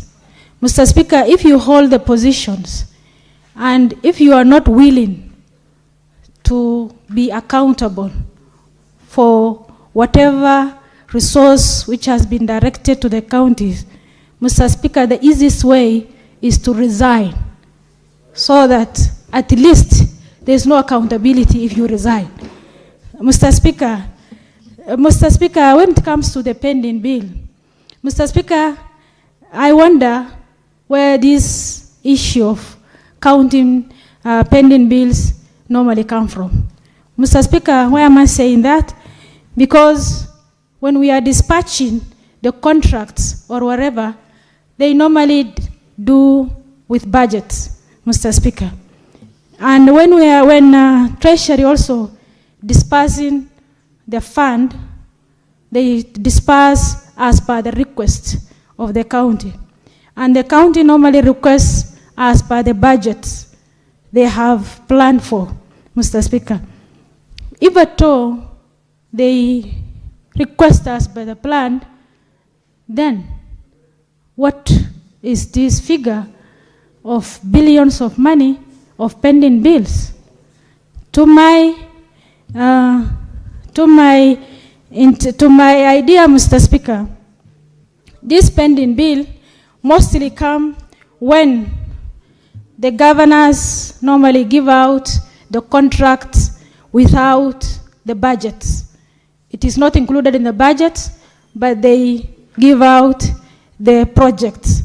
Mr. Speaker, if the project is done, now paying the contractor, it will be a bit difficult, Mr. Speaker. That's exactly what happened to Machakos, which they are not even paying. The contractor come and look for the money, protest, and Mr. Speaker, and at the end, you become a victim, Mr. Speaker. Mr. Speaker, to reduce this issue of pending bill, Mr. Speaker, we may be encouraged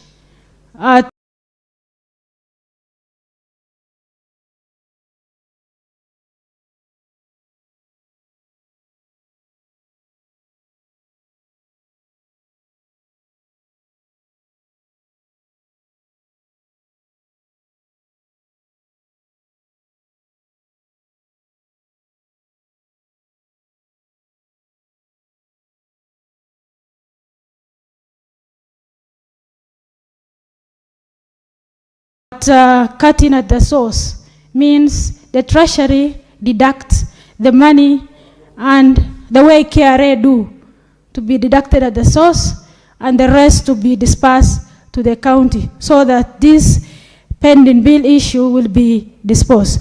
Mr. Speaker, when I remember when I come in as a newcomer to the Senate, I sponsored a bill, impromptu payment bill, Mr. Speaker.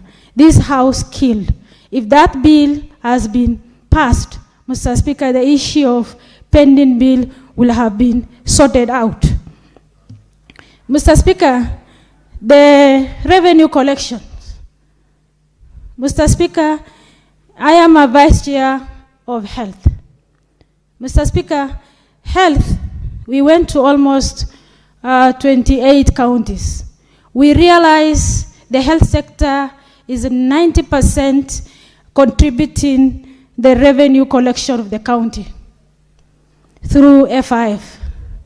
Mr. Speaker, we realize as a committee that this FIF, there's a committee they normally constitute. Those committees are normally proxy of the governor, which end up using the money for this hospital to the other part of other part of issues, Mr. Speaker, which end up the hospital to be unable to have drugs, some kind of maintenance, of which is small issues to be handled by the hospital and the dispensaries for themselves. And Mr. Speaker, to avoid that, we must be, as CPIC, the fund must be done properly audits on the constitution, the committees of the FIF must be audited, Mr. Speaker. Mr. Speaker, the other issue is human resource. Mr. Speaker, when any governor come in, instead of seeing the percentage of absorption, that is, which is required as 35, his or her aim is to impress his people. So he or she will employ more people, his people who are doing campaign for him or her, so that at least to impress them and get more voters on the other side. Mr. Speaker, instead of focusing on the percentage of required on the human resource absorption in the county. Mr. Speaker, there is also implementation bodies, ESCC, Mr. Speaker. And Mr. Speaker, when PAC give direction of arresting the governors, Mr. Speaker, is the IG to immediately implement so that this thing cannot be, the yesterday escalation cannot be happening again, Mr. Speaker. Mr. Speaker, the bodies of Auditor General and Controller of Budget, they are independent bodies. Mr. Speaker, for check and balances, their report must be coming to the audit, to the Senate for review and for analyzations and for further recommendation.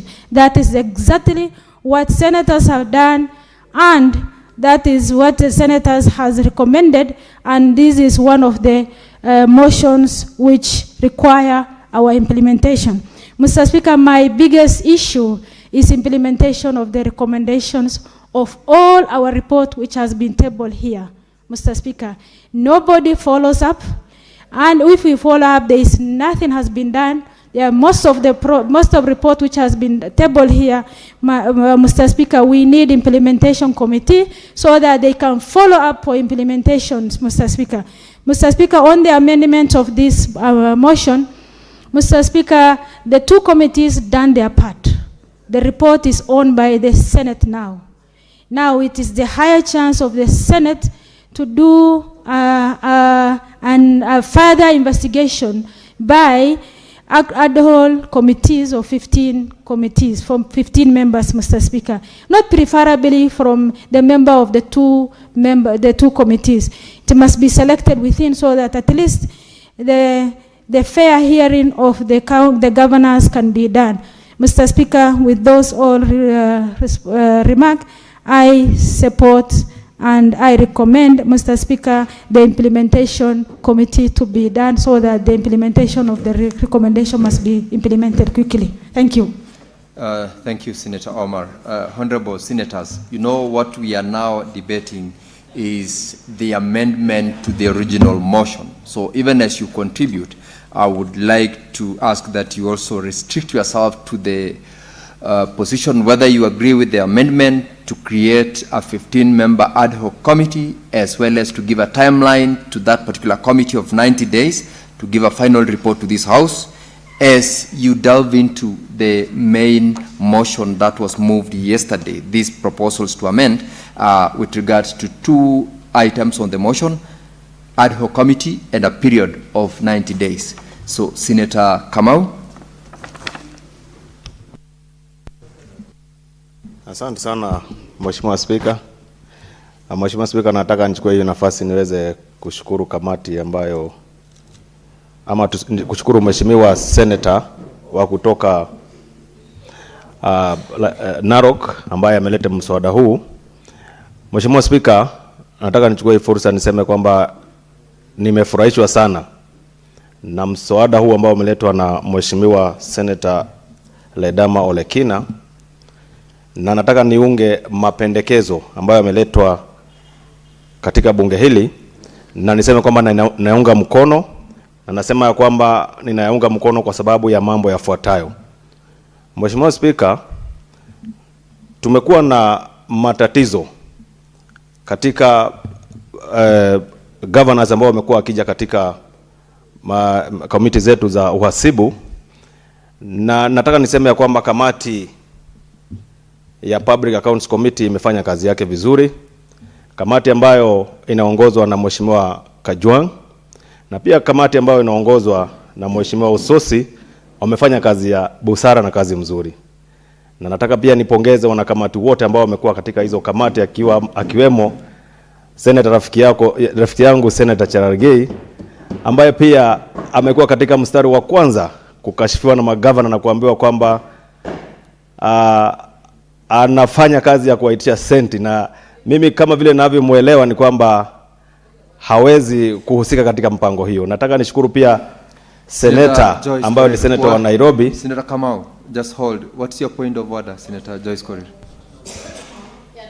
General Speaker, I thought you have just given a directive right now on the motion at hand that we are debating right now is on the issue of the formation of the ad hoc committee and not the report that has been tabled by Ledama, but the amendment that has been brought forward by Onyonga.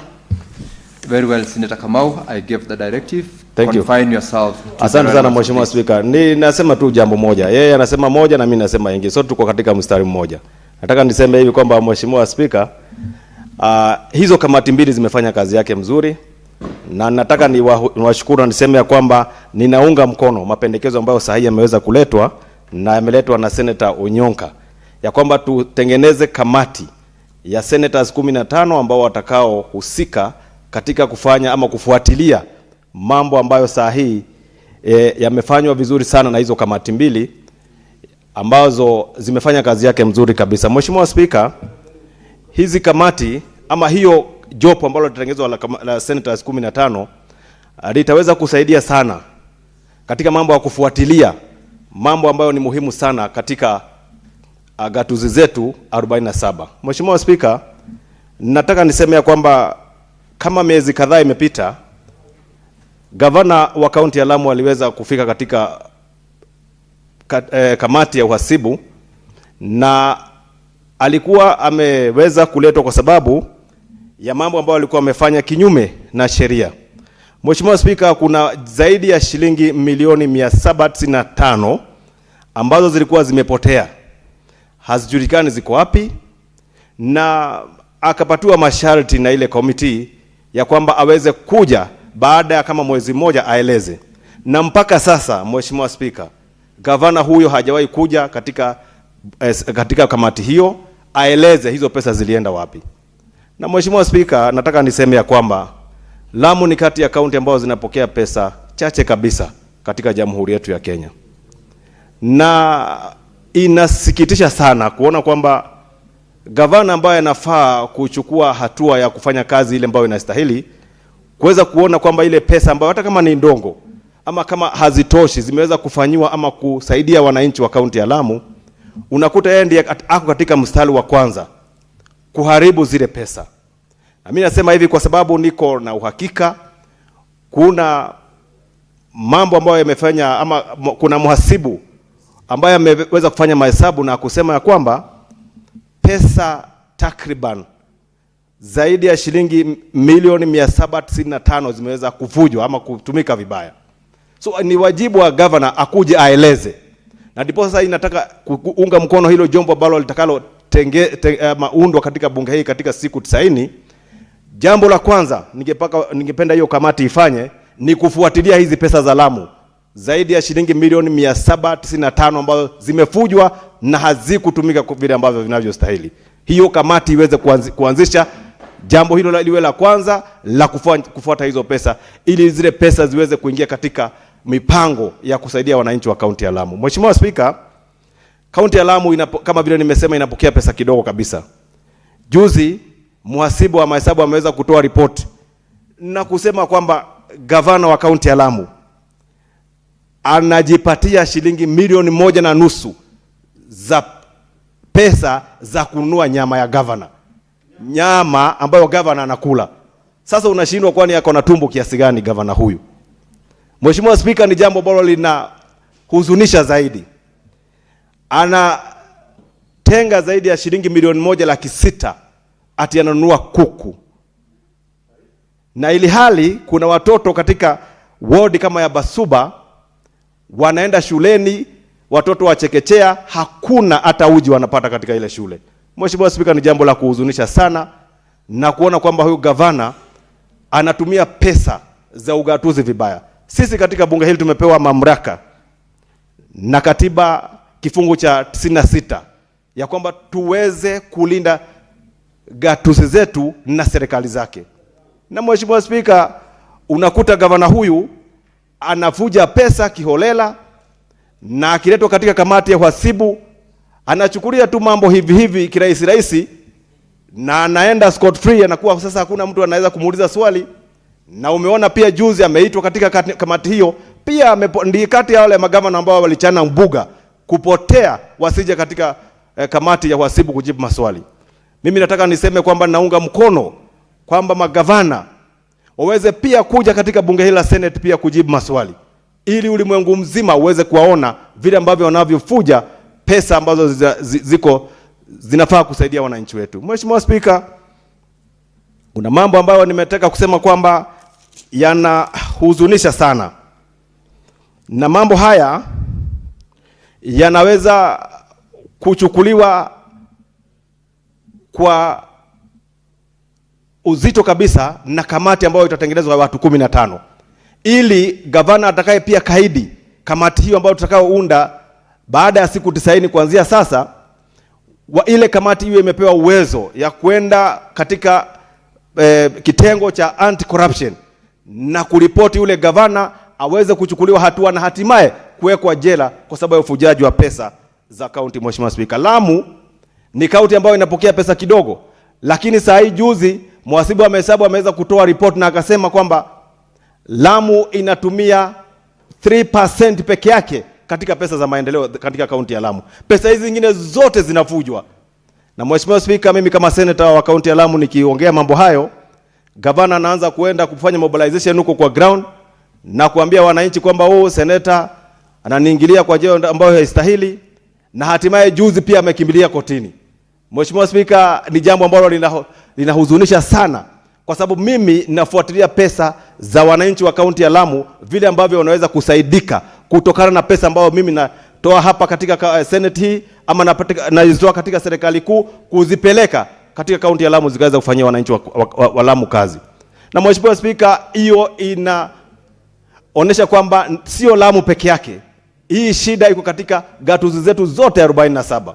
Na lazima kwamba tuwajibike kama senators kuona ya kwamba tumeweza kulinda serikali za ugatuzi, kwa sababu tukiwachilia serikali za ugatuzi sasa, Mheshimiwa Spika, hiyo kaunti zetu zitakuwa wananchi hawezi kupata nafasi, na wananchi wanategemea sisi kama masenators tuweze kuwasaidia kutokana na mtego wa utumizi wa matumizi mabaya wa pesa za serikali. Mheshimiwa Spika, Mheshimiwa Spika, nataka nitoe uhakikisho kwa wananchi wa Kenya kwamba sisi kama senator tutasimama kidete kuwatetea na kuwalinda, tukifuata katiba ambayo mlipitisha mwaka 2010, kuona kwamba tumewasaidia msiweze kugandamizwa na hao governors ambao hataki kuja kuwajibika katika Senate hii. Na Mheshimiwa Spika, mimi naunga mkono ya kwamba jopo hilo la watu 15 la senators 15 liweze kuundwa kwa haraka sana, ili katika muda wa siku 90 liweze kufanya kazi na tuweze kuona matunda ya hiyo kamati, na wananchi wetu waweze kuhisi kwamba wao wako wanajivunia kuwa ya kwamba ugatuzi inawasaidia. Mheshimiwa Spika, hospitali hazina madawa. Unakuta kwamba juzi kamati ya health imetembelea kaunti ya Lamu, na unakuta kwamba kuna shida chungu zima, hakuna madawa, hakuna equipment muhimu ambazo zinafaa kusaidia wananchi wa kaunti ya Lamu, lakini unakuta kwamba pesa zinafujwa kwa njia ambayo haistahili. Senator Kamau, muda wako umeisha. Ndampa nafasi senator kutoka Uasin Gishu, Senator Mandago. Thank you very much, Honorable Speaker. Honorable Speaker, from the onset, I want to support the motion as amended by the Senator for Kisii, Senator Onyonka, in the establishment of a 15-member committee that in not more than 90 days, Honorable Speaker, will dig further into the report of CPAC and CPIC and bring out the more details that the public doesn't even have at the moment about the counties and the governors who have refused to appear before these committees, Honorable Speaker. Honorable Speaker, first let me start by advising those governors that you can jump, you can sleep, you can run away, you can postpone, but finally, you must account for the resources that have been deployed to your county government. I am one of the most surprised senators, Honorable Speaker, having served as a governor, and appeared before some of those governors who are running away from the Senate now. I'm just wondering what has changed. The same questions you used to ask us that time are the same questions we are asking you to account. You cannot run away from the responsibility of accounting for the resources that have been sent to your counties for purposes of serving the citizens of those counties. Honorable Speaker, let me say this, that the amended motion is going to help this Senate and the nation of Kenya understand deeper the role of Senate in terms of oversight, Honorable Speaker. Honorable Speaker, how do you explain that the national government has supported more than 19 counties with 250 million for KIPES, Honorable Speaker, and you find a county that has paid a contractor who has done only 10% of the work, and he has been paid 90% of the payment, Honorable Speaker. And these are the people who are telling us we should not account. I'm surprised that the chair of COG, the governor for Ajia, an FCPA fellow, who is supposed to be a member of good standing of ISPAC, Honorable Speaker, can have the audacity to sign a statement of telling governors not to appear to account. What has happened to his oath as an FCPA of ISPAC, Honorable Speaker? Wajir County is one of the counties we visited as the health committee of this Senate. And we found a TB Manyata in a very sorry state, Honorable Speaker. We found the waste disposal process where sewerage and household waste are disposed in the same place. And you want to tell us you don't want this Senate to oversight and check the utilization of resources. I want to say this. Governors, the 15 or so governors, my friends, the 29 of you, let me advise you from a point of experience. You better appear before these committees when the time is still there, when you still have access to those government records. Because if you have forgotten, I want to remind you, the Archives Act of this country requires that government keeps government records for 30 years. This Senate will be in existence way even after 30 years. And we shall still pursue you to account for those resources, whether you will be in Wajir, or Uasin Gishu, or Samburu. And it is embarrassing for the governor of Samburu to have even stepped in the presence of the Senate. He became so athletic that I thought he was a pace setter for Kipchoge. Honorable Speaker, it is regrettable that I was not in the House. I could have matched that race, and he could be somewhere cooling his heels at the parliamentary police station. Honorable Speaker, I say this with a lot of pain. Samburu County is the county with the highest mortality rates. We lose more mothers giving birth in Samburu than any other county in this country. Senator Manago, do you want to be informed by the Honorable Senator from Nandi? I don't mind because he's a senior member of the House, but he must be reminded I'm a two-term governor, so he must inform me that information. Very well, Senator Mandago.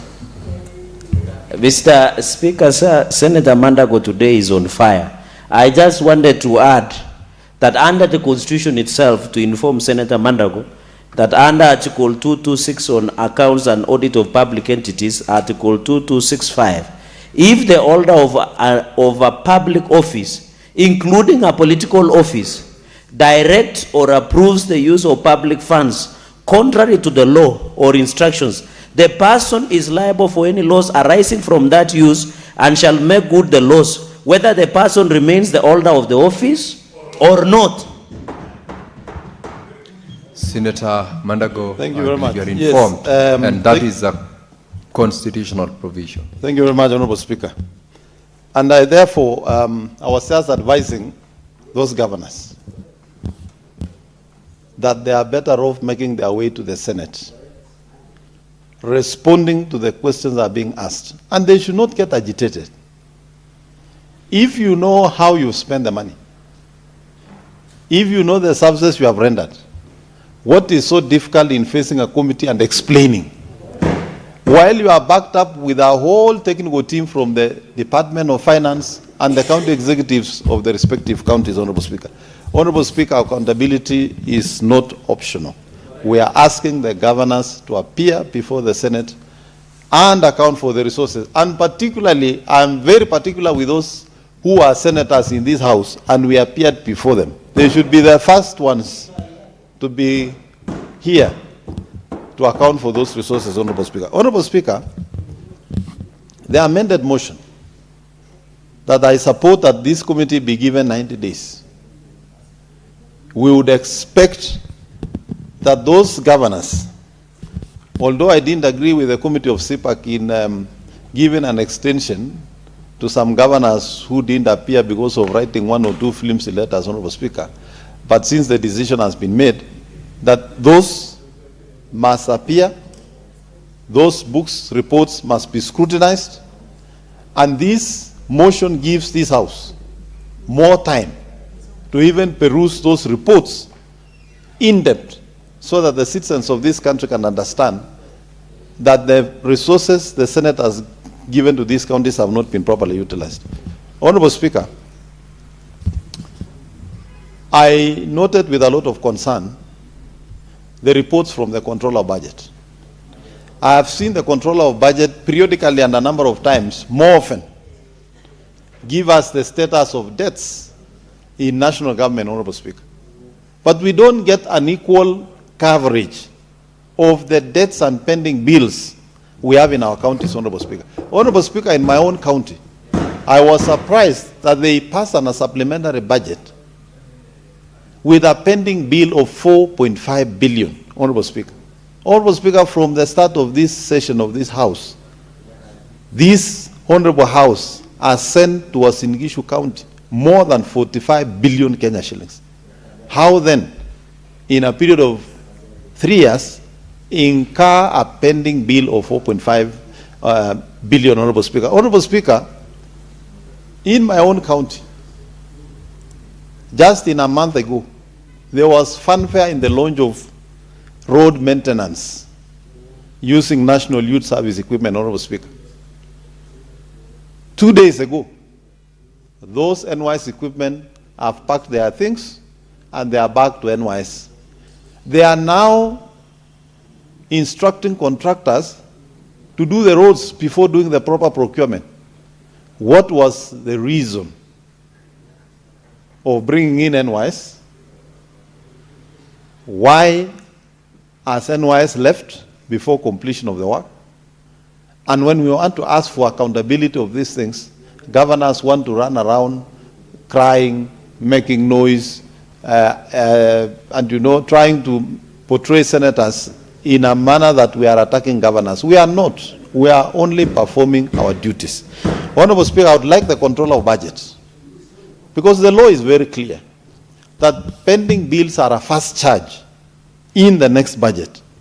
We would like to know why is it that our counties owe KEMSA money for drugs for more than 4 financial years, for more than 3 financial years, Honorable Speaker, when the law is very clear that pending bills is a first charge.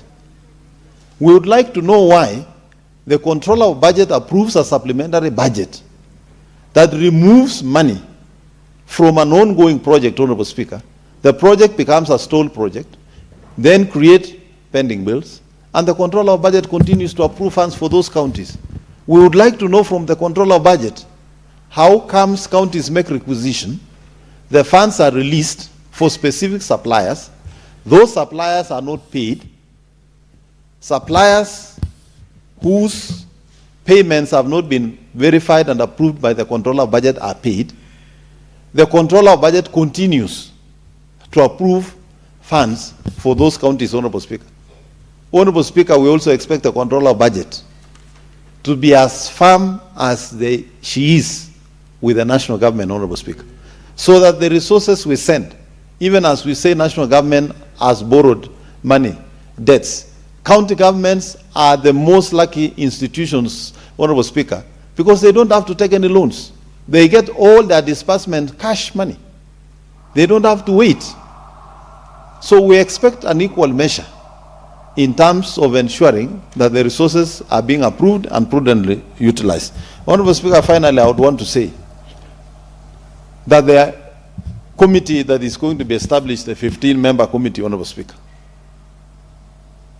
must go beyond the paperwork in procurement, because we are aware that some counties have perfected the art of documentation.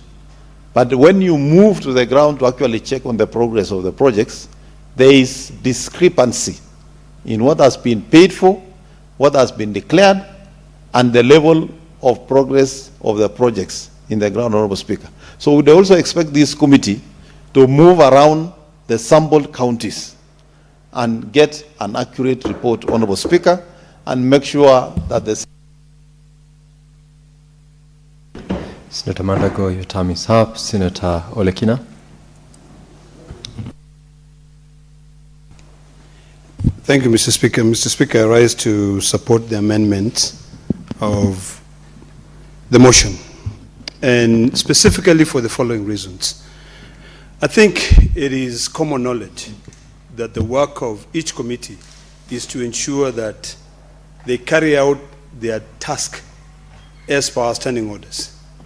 These two committees, the committee of CPAC and CPIC, have adhered to the constitutional threshold and the timelines for them to be able to investigate and try actually to come in and mediate between the Auditor General and the county governments.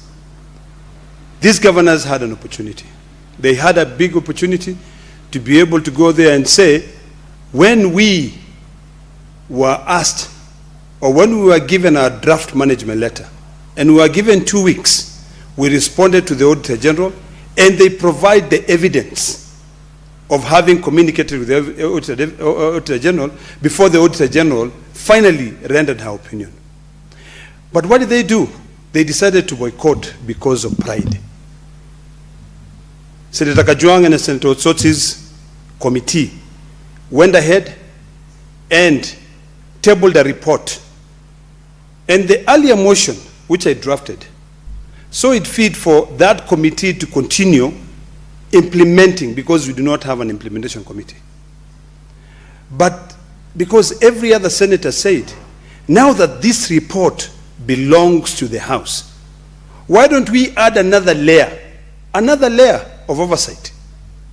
Because it is true, I've listened to Senator Mariam speaking very passionately about the reports, the recommendation that this Senate normally comes up with. And Mr. Speaker, Parliament pronounces itself only through motions and bills. So when it comes to a time when Parliament has come up with a motion and pronounces itself, the biggest problem nowadays comes into the issue of implementation. So the good senator of Kisii, Senator Onyonka, saw it fit and said, because this CPAC and CPIC had already carried out their task, and they have presented a report which is now the property of this House, which can now be commented on by any of the senators who sit on both sides of the aisle, why not extend oversight and create another layer so that we can be able to track the implementation of those recommendations which were approved by this House? Mr. Speaker, I couldn't even add anything more. That is ingenious. Let's follow through. Have a sit down with EACC and said the Senate had the following recommendations. And these recommendations, EACC, are not just from nowhere. They are based on facts. And if there's one thing, Mr. Speaker, that EACC would be doing to this generation and the future generation, borrowing from the words of Senator Mandago, that the records of a government is kept for 30 years. The younger generation now, who will be tasked to paying loans and loans and loans that we are borrowing domestically and internationally, would be asking questions and said, the Senate of Kenya came up with some recommendation to be able to demand for accountability. And they recommended that UACC carries out the following recommendation because of facts that have been laid out by the Auditor General. What did you do? What did you do? Mr. Speaker, when our time is up in this world, and because I keep on reminding us that power is transient, we are now very powerful. Mr. Speaker, when you sit there, you're very powerful. But there'll come a time when you will not be powerful. When you will be sitting down in your manicured mansion, in your village, and the only thing you can say is luxury is your small surrounding that you have been able to work, toil so hard to be able to create for yourself. But when you are now frail and have to go to a hospital, there is no road to take you to that hospital because, Mr. Speaker, we did not follow up on our recommendations when you are a senator to make sure that EACC carries out its work, to make sure that we come as a bridge between EACC and ODPP. Because currently, these guys are parallel in terms of their thinking. It is either EACC way or the highway when it comes to EACC. And likewise, it is either ODPP way or the highway when it comes to ODPP. Mr. Speaker, this will bring insanity when it comes to the issue of accountability. And I want to reiterate, Mr. Speaker, the issues that I raised on my motions were very clear. We need to track this, the implementation. We do not have an implementation committee. And I don't want governors to confuse there and then I'll say, oh, we will now not go to CPIC and CPAC, we'll go to the ad hoc. No. The ad hoc will be sitting down and all the other senators will be sitting there. Because, Mr. Speaker, if there was a way to be able to have something where a lot of people confuse and they call the committee of the whole, where the speaker sits there, all the senators sit on one side, and all those governors sit here, or they come and sit here as witnesses, we would convert plenary into that. But because in practical there is nothing like that, the best way is to sit, get these distinguished men and women, 15 of them, give them a clear mandate and tell them this is what you are following. 1, 2, 3, and 4. Number 4, Mr. Speaker, of our recommendations, or rather what we hope the Senate will resolve, is to ensure that those governors who are unable to account for the resources, those ones who are running away, hiding, and saying that they are being embarrassed. But the truth of the fact is that it is their own documents which are an embarrassment. Number 4, Mr. Speaker, if it is fully implemented and followed by this ad hoc committee, will ensure that those people will not run in 2027. Because one of the resolution which is being sought by the motion is to be able to find these people unfit under the Integrity and Leadership Act. So this is not something simple or easy, Mr. Speaker. Mr. Speaker, essentially what we are saying is that very soon we'll have billboards in this country with faces of all those governors who are perpetuating an impunity. Where you put a billboard in the streets of Nairobi, Mombasa Road, along Mombasa Road, in every county, and say your governor is among those ones who does not believe in accountability, who has got that issue with the fiduciary duty that you've already tasked them with. So, Mr. Speaker, this matter is very serious. And there is no side shows. You know, in fact, I know that my good friend and brother, and the distinguished senator from Nairobi, as well as the distinguished senator from Migori, what they were doing yesterday is what every citizen in this country should be doing. It was a citizen arrest. They were not interested in the political theatrics. What they were interested is in accountability. And in fact, my brother really embarrassed me, because what I expected him to do was to come in and say, all right, gentlemen, I have nothing to hide. Yes. Because, Mr. Speaker, I want to be open and say this. I did speak to my brother. And he said the problem was us, that we invited him in 2 committees at the same time. What was so difficult with him coming in and saying, this is the problem?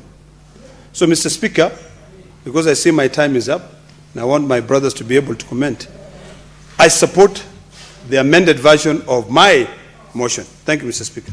Senator Joyce Corey. Yeah, Honorable Speaker, allow me also to support the motion that has been brought forward by the amendment that has been brought forward by Honorable Onyanga on the CPAC report, and to say that, Honorable Speaker, that the committee, the ad hoc committee that is going to be formed, will be able to assist this House on making sure that the best recommendation that has been done by these 2 committees are implemented, Honorable Speaker. Honorable Speaker, I want to say that it doesn't mean that the 2 committees could not do their work diligently. But I want to say, Honorable Speaker, it is only a way of making sure that we assist the Kenyans in terms of answering a number of questions that has been running through their minds.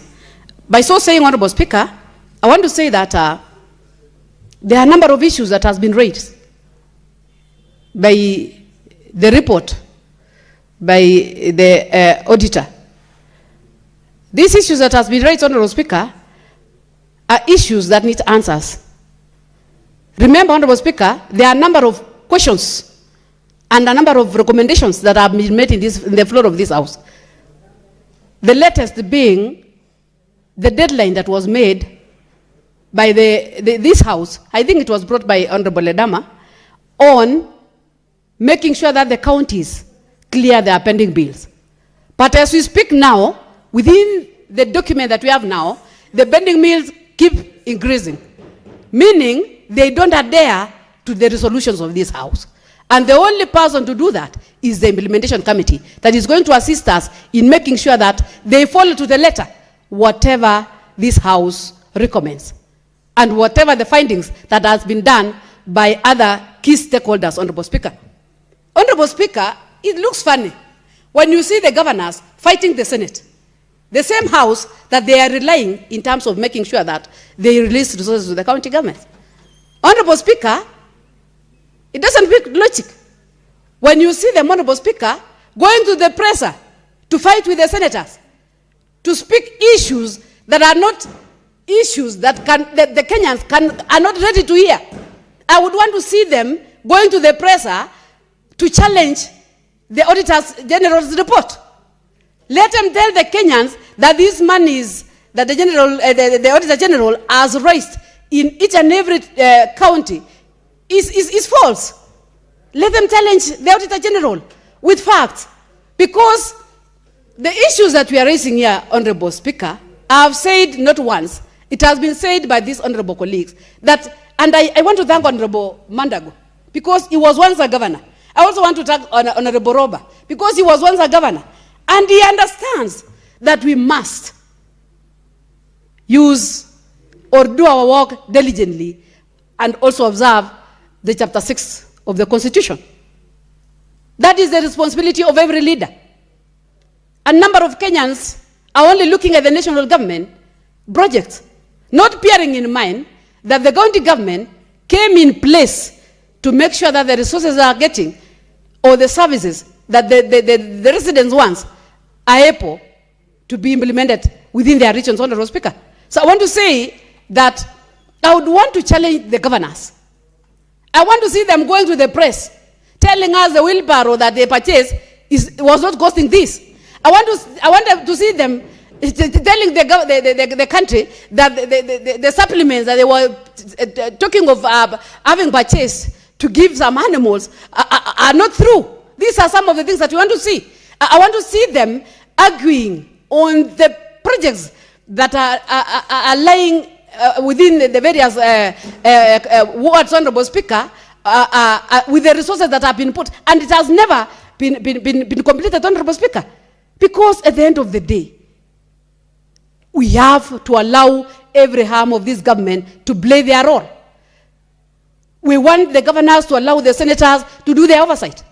Us as the senators, we also want the governors to do their role in terms of implementation and make sure that they are answerable to these houses. They are answerable to the acts that they are doing. They are answerable to the resources they are getting.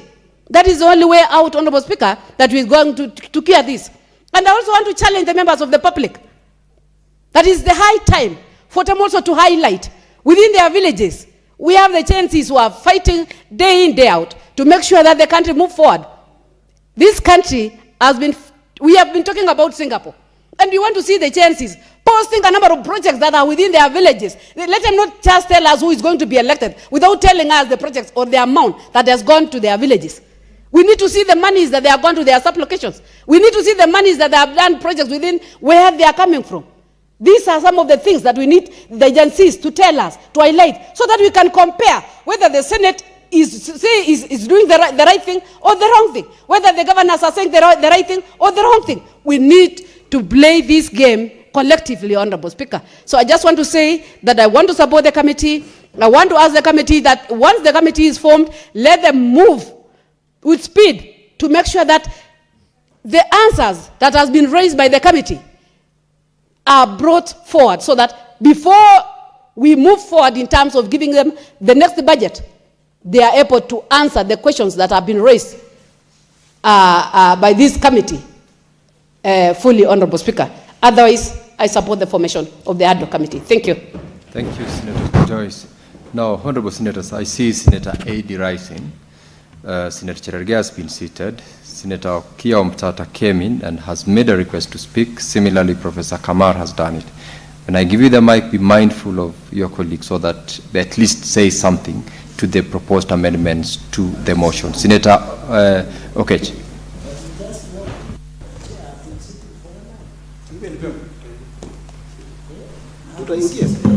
We can even extend time. We have got time for this. We have got times for this. We have got time for this, and we can even extend time. If governors think that we are lazy, we can work until tomorrow on this matter, or we can come back to this particular motion. There's no problem, but we need to be exhaustive. Mr. Speaker, let me put into perspective to the country what this amendment is. This amendment says that after PAC has been able to look and examine the reports, like the ones we talked about yesterday in the Senate, this amendment is saying that we need to build an ad hoc committee that can be able to follow up on the reports of PAC that have been put in this house, because, Mr. Speaker, PAC is so busy that after tabling their report in this house, it is difficult for them to follow through. And the public has been asking us as senators that what happens where PAC has passed reports, they have put them here, and then even this house has forwarded those reports to EACC or ODPP or even DCI, and they have not taken action.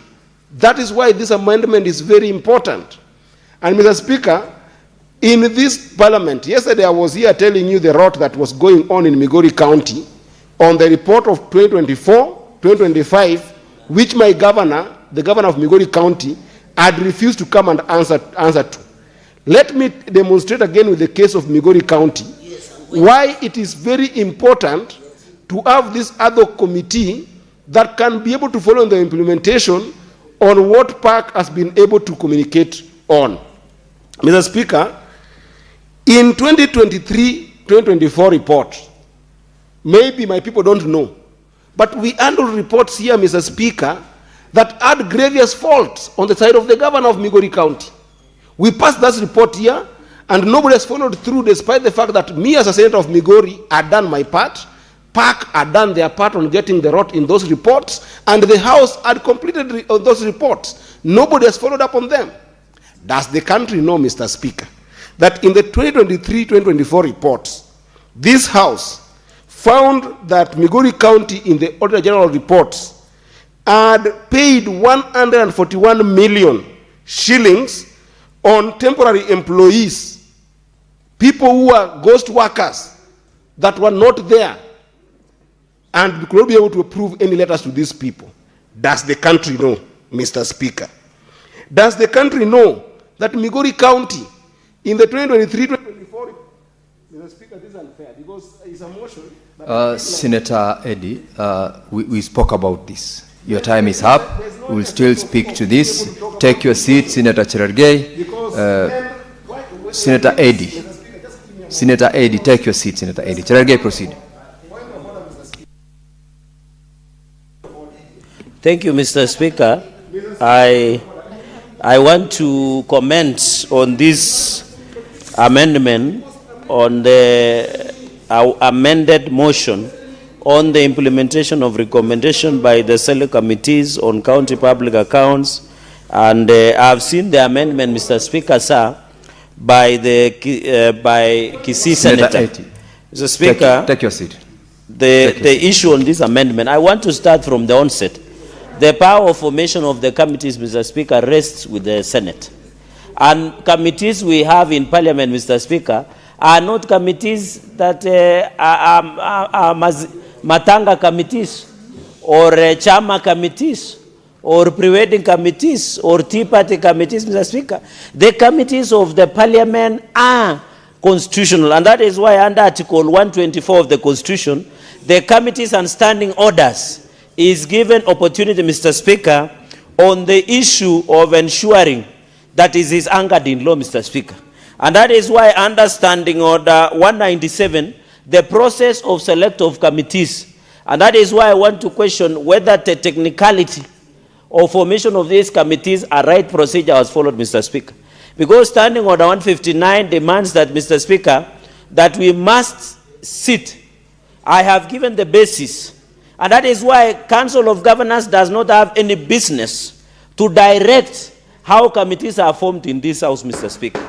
Under Article 124 of the Constitution, Mr. Speaker, under Standing Order 159, it is the discretion of the Senate through Senate Business Committee to form the committees, Mr. Speaker. And it is the Senate who decides which senator sits in a committee. For example, the distinguished senator of Migori, Mr. Speaker, Senator Eddy Okech, who is, I want him to relax because he's going to be the next deputy minority whip. And I'm happy Senator Ledama is mentoring him on how he can become a good leader, Mr. Speaker. So, Mr. Speaker, that's why I want to say it is the business of the House to form, and that is why Senator Ledama is our minority whip. Why is it not Cherargei? There is a reason as to why that, Mr. Speaker. Senator Cherargei, you will hold your thoughts at that point. Honorable Senators, how many minutes? Remember, we are joining today for a period of 2 weeks. And as we embark on our Easter holiday, I want to wish you all happy Easter. Enjoy the short time with your families. We will resume the motion on adjournment when the House resumes next. And therefore, Honorable Senators, it is now 6:30 p.m., time to adjourn the Senate. The Senate therefore adjourned until Tuesday, 21st of April, 2026 at 2:30 p.m.